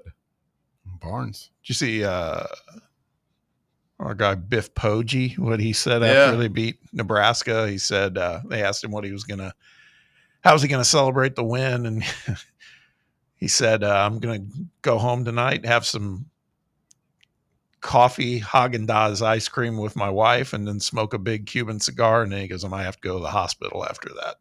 That was all he said. Biff had the cut off sleeves again. It's a great look. Especially when your name's Biff. Can't really pull it off if you're Frank or Robert Steve. or Larry. Biff. Russell. No, I could not pull it off. Biff. You never worn wife beaters, tank tops, sleeveless T-shirts? Oh yeah, I have sleeves, not the full on like wife beater, like the white undershirt. You never worn one of those? No. Have you? No. No, never owned one. Bob, you got one on right now, don't you? I don't. Well, you're a V-neck guy when it comes to T-shirts. When I'm wearing a dress shirt, yeah. You've worn them, Walker? I'm wearing one right now. You're wearing a V-neck? No. A tank top? Yeah, the wife beater. Wife beater? Yeah. Hey, Tony Soprano over here. They're great undershirts. He gets home, strips down to the tank I don't wear top. undershirts. I find it too constrictive. Yeah, I don't wear undershirts, man. They're great Really? undershirts. It's not as like, it doesn't get as hot and steamy as like a full like short sleeve white undershirt would, and still does the same job of keeping sweat off your chest and your back. Do you walk around in it at home just like No. No? No, I wear sweatshirts at all. I think you have to. If you're going to wear one, and you're a big guy, you could pull this off. You walk out on your porch and you like say something to you. Hey, Bobby, how's it going? You like wave to the guy next door. You threaten somebody. A big guy in a wife beater can be very menacing. Mm-hmm. I have stepped outside in just a wife beater before. Does the job. You ever go to the store? Just No. pick up some milk or something? No. They're undershirts. Like, you're not wearing just like plain white tee undershirt out, probably. You're wearing something over it. That's what they're You for. wear cut down shirts where you cut the sleeves off yourself, slip. I've never done that for fashion. We did do it when I was in high school playing WBBL. We all cut the sleeves off our shirts. I feel like that trend is kind of faded away in basketball, but It's tragic. WBB, are you talking about the West Bearden Yes, basketball I league? am. You are, sir. Right 2010s, 2020s, like you couldn't go to any sort of open gym run, and like dudes were just like had the t-shirts with the shirt sleeves cut off. I don't think that started. That's all the way back to the 80s with that trend. Highly recommend. Great shirts. You don't like undershirts, huh, Bob? I don't. I don't know. Yeah, it's kind of like what Russ said. It's too much, too constrictive. I like it just because if I'm going to an event or like if I'm like dressing up nice to go when I was in college, go to like call a game or something like that. Like I'm going to sweat through my shirt if I'm in there sitting in a hot arena for 3 or 4 hours. Like you need an undershirt. Yeah, I don't get the like dudes who wear just a dress shirt. Like that's insane to me. Oh, with nothing under wick it. away the That's sweat, Sweating all over it, psychotic. nipples pointing Yeah, through. psycho, like yeah. that's just. I'm not a big. I wear undershirts. Like even during summertime with a short sleeve shirt, you got to. If it's winter, I'll wear an undershirt because with the wife beaters, you don't get protection from the pit stains. Is the problem. With a full undershirt, that helps. Well, this has been hopefully an educational segment for the men Young out in men. the audience and undershirts. Okay. Let's take it a step further though. Have any of I'm here for it. you made the investment in the all body deodorant spray? No, I haven't done that. No, it's that. I feel like that's a sign of Western civilization collapsing. I've used it before, but I don't own it. I've never used that. Are people really so stinky out there that they need full body deodorant, and these commercials are disgusting too. It's always excuse me, pardon, like it's always somebody you don't want to see in their underwear, like some big just water buffalo gal, like some kind of yoga routine or something. Easy, buddy. And she's got like a sports bra on. Easy. And I'm just like, oh, I don't want to see this. And she's like, when I get a little bit moist, when I get a little bit stanky, I like to have my full body deodorant. That's rub that up in my butt crack. Whoa. Make it smell nice and good. And I'm just like, really? Can we get back to the game, please? I don't think I've ever heard that. I mean, I know what he's talking had about. like on YouTube, like you couldn't open a YouTube video without that.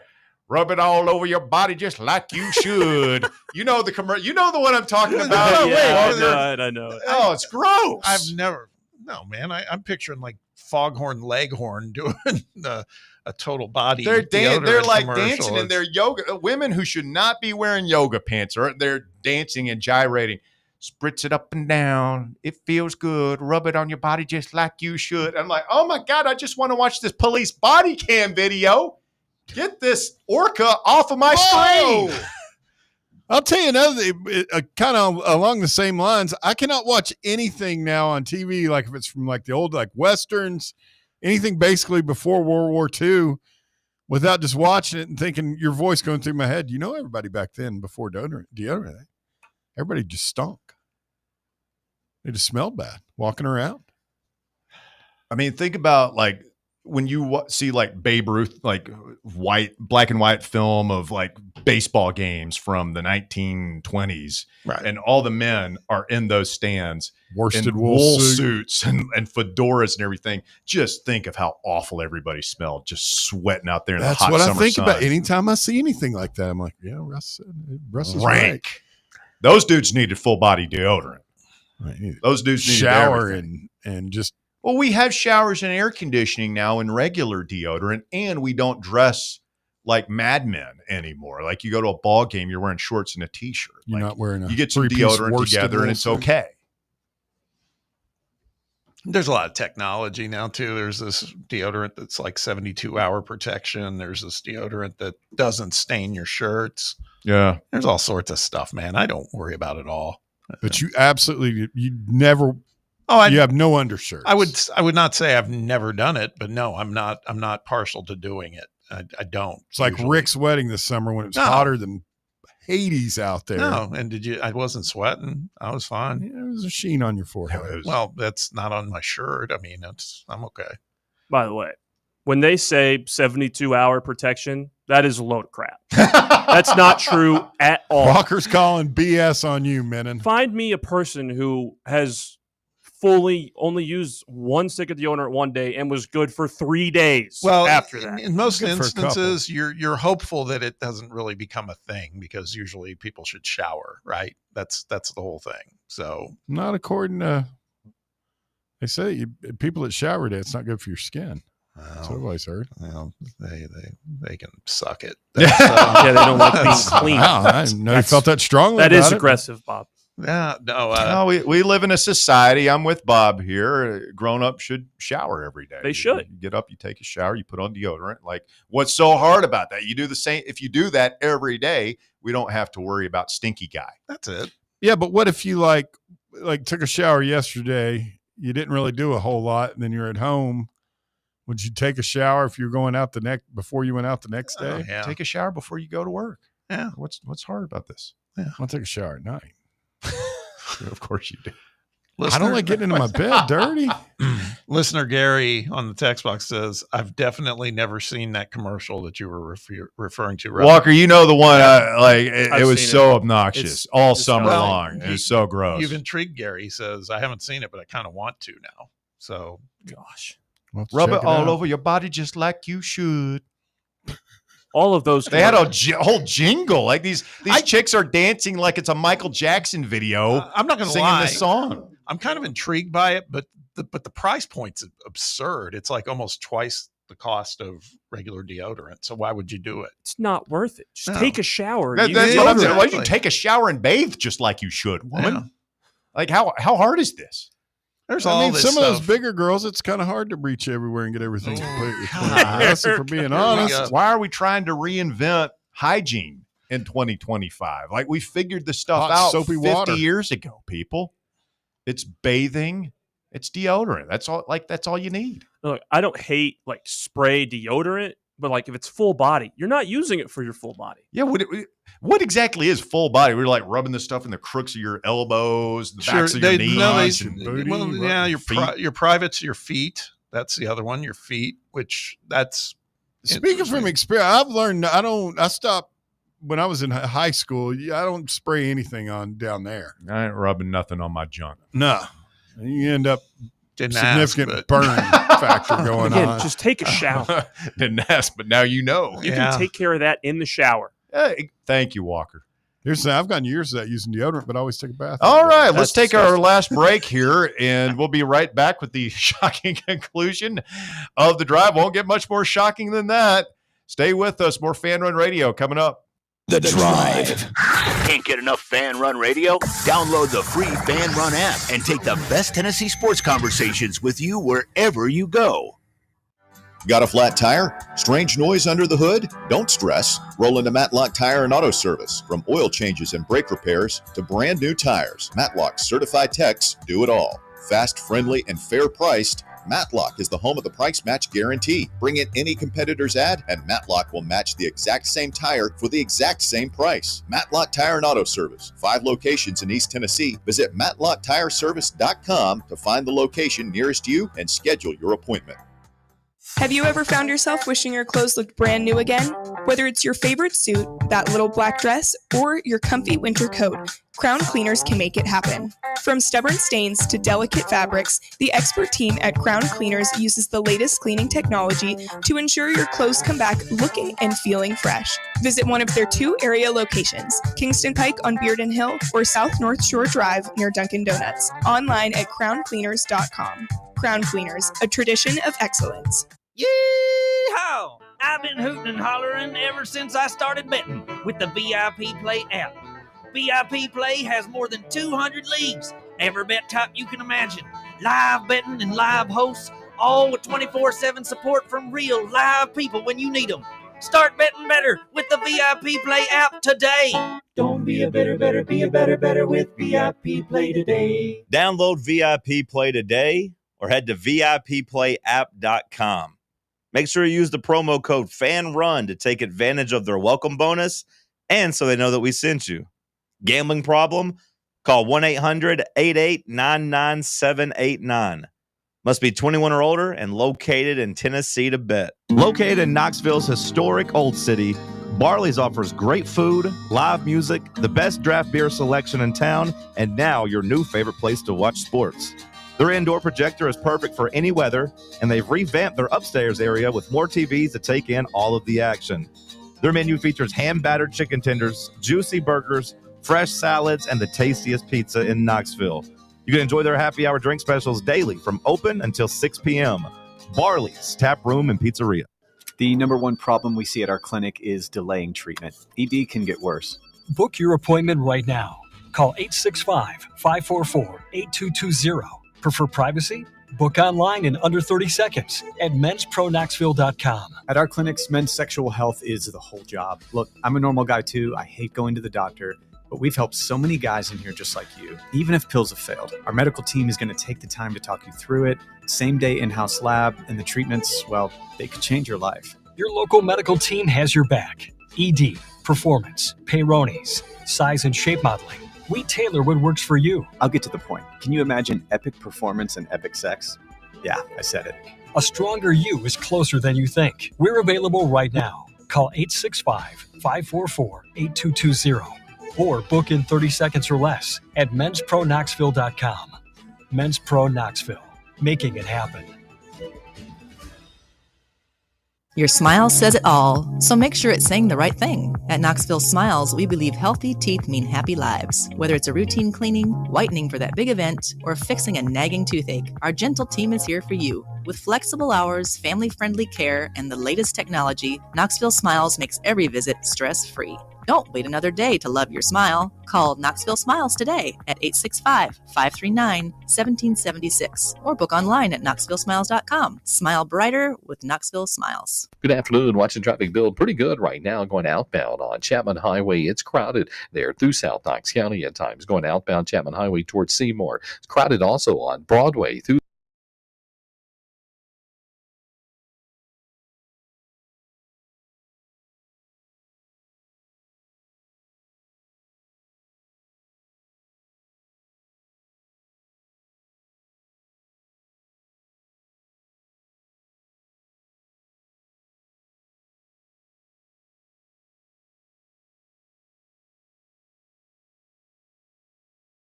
Deputies arrested a suspended coach at Ray County this past Friday night, charged him with public drunkenness and trespassing. Well, you show up to the game anyhow drunk? John Lovingood at Eagle Field his arrest came after schools officials told police about a man who was, quote, reportedly intoxicating and causing a disturbance on the other side of the stadium. Arrest report from the Ray County Sheriff's Department says the school's principal and vice principal had received complaints of a male subject being very loud and disruptive, walking back and forth and being behind band members in the visitor section. Both school officials investigated and learned the man causing this disruption was John Lovingood. He's a coach at Ray County High School, as well as a world history teacher. Arrest report said that they were further informed that Mr. Lovingood was a coach who had been suspended earlier that day and had been explicitly instructed not to be on school property until a scheduled meeting the following week. Did he say what he was suspended for? No, but I guess after being told not to be around, he decided to show up drunk. So that's a good way to go from being suspended, Bob, to fired. It's a good look. Wow. Not sure I would do that, but I don't know. I mean, I've not going well for him. Stadium before. Meanwhile, in South Carolina, a teaching assistant was arrested and charged with allegedly using poop spray at a high school, resulting in children requiring medical attention and thousands of dollars worth of damage to the school. 32-year-old Alexander Paul Robertson Lewis, he of the four names, arrested by the Florence County Sheriff's Office on Friday, September 19th for allegedly spraying an internet-acquired spray designed to imitate fecal odor at West Florence High School in South Carolina. He's been charged with disturbing schools and malicious injury to property. So many questions. Yeah? Yeah. They did like 50 grand worth of damage to the HVAC. You get it in that HVAC system, and all of a sudden, how does it make kids sick? Too? Well, and how do you identify 1 cent of poop? Well, I guess probably because they went looking for a sewage leak of some sort. Bob, what do you think? I guess. If you start having a problem where kids and teachers are, smelling just bombs going off. No, I'm saying, no, you're right. But I'm saying what company has the right to say this is what poop I should think smell like? It's a good point. That's all. They do smell a little different. Who's making this stuff? The better question, like, who's buying this stuff? Like, it used to be a novelty market thing. for You it? buy the fart spray. Yeah, but it never smelled like fart. It smelled kind of bad. But I don't know. They've got stuff now. This stuff evidently smells like god awful. Yeah, the real thing. deal. Yeah. Have you seen this pile of crap? That is the docket. It's brought to you by the law offices of Jerry R. Givens. Divorce, bankruptcy, arrest, personal injury, assault on the olfactory senses by poop spray. These are some of the troubling situations you may find yourself in the game of life. Just remember, no matter what you're facing, the law offices of Jerry R. Givens are here to help you get through the hard times and get the results you want. Jerry is a Knoxville native. He's a UT College of Law grad and an expert lawyer with experience in over 80 courts in the great state of Tennessee. If you need legal advice, don't hesitate to call. The phone call is free. The advice is free. So what do you have to lose? Call 865-801-9250 to set up your free consultation. That's 865-801-9250. 9250, or just go to Jerry's website. It's jrglawtn.com. Don't wait. Contact the law offices of Jerry R. Givens today for your free consultation. Remember, the sooner you have a plan of action, the better your chances of taking the correct steps to get the results you want. The law offices of Jerry R. Givens, jrglawtn.com. Legal expertise you can rely on. Daniel will be our final call of the show. Hello, Daniel. If you poop every day, you need to take a shower or a bath. Amen. Thank you, Daniel. Stands to reason. I should have wore an undershirt Saturday. I sweated in places I didn't know I could sweat. That was ridiculous. I'll tell you, man, going to these hot football games when you're just sitting there and the sun is on you. And I'm a sunscreen fanatic, so I'm like, I spend a lot of time making sure I'm 100% covered. But I'm sitting out when you're out there for more than an hour. I'm just, man, I hope I didn't miss a spot. Because it's just beating down on you. I'm generally not a sweater, but boy was I Saturday. Good God in time. It was bad. I was almost embarrassed how much it was, but but I thought midway in you talking about it, I should have wore an undershirt. I called in before the season kicked off, and I was standing at 8-4. I thought it was going to be a challenge going into the season when your quarterback walks out on you the day before the spring game. And boy, have I had an about face. Although let's all just, this is our luck. John Mateer is going to roll into Neyland Stadium and look like, a Heisman Trophy winner that day after he's been out for 3 or 4 weeks. It's already setting up the narrative, right? That's going to be his first game back, and like Henry Rowan Martin. Yeah. Yeah, that seems to be what's going to happen. I am kind of nervous about that game, regardless of the news that came out. I just think that was one on the schedule. But let's go 10-2. Let's go to the playoffs. Why not? Why not us, Russ? Oh, yeah. Why not us? Why not now? Thank you, Daniel. Appreciate it. By the way, Barrett, the mom from Henry Rowan Gardner? Yeah, she's on Chicago PD. That's Pete Crow Armstrong's mom in real life. Really? You have no idea who that is. No, I don't. All right, something else coming up next. We'll do it again tomorrow, 3 to 6 here on Fan Run Radio.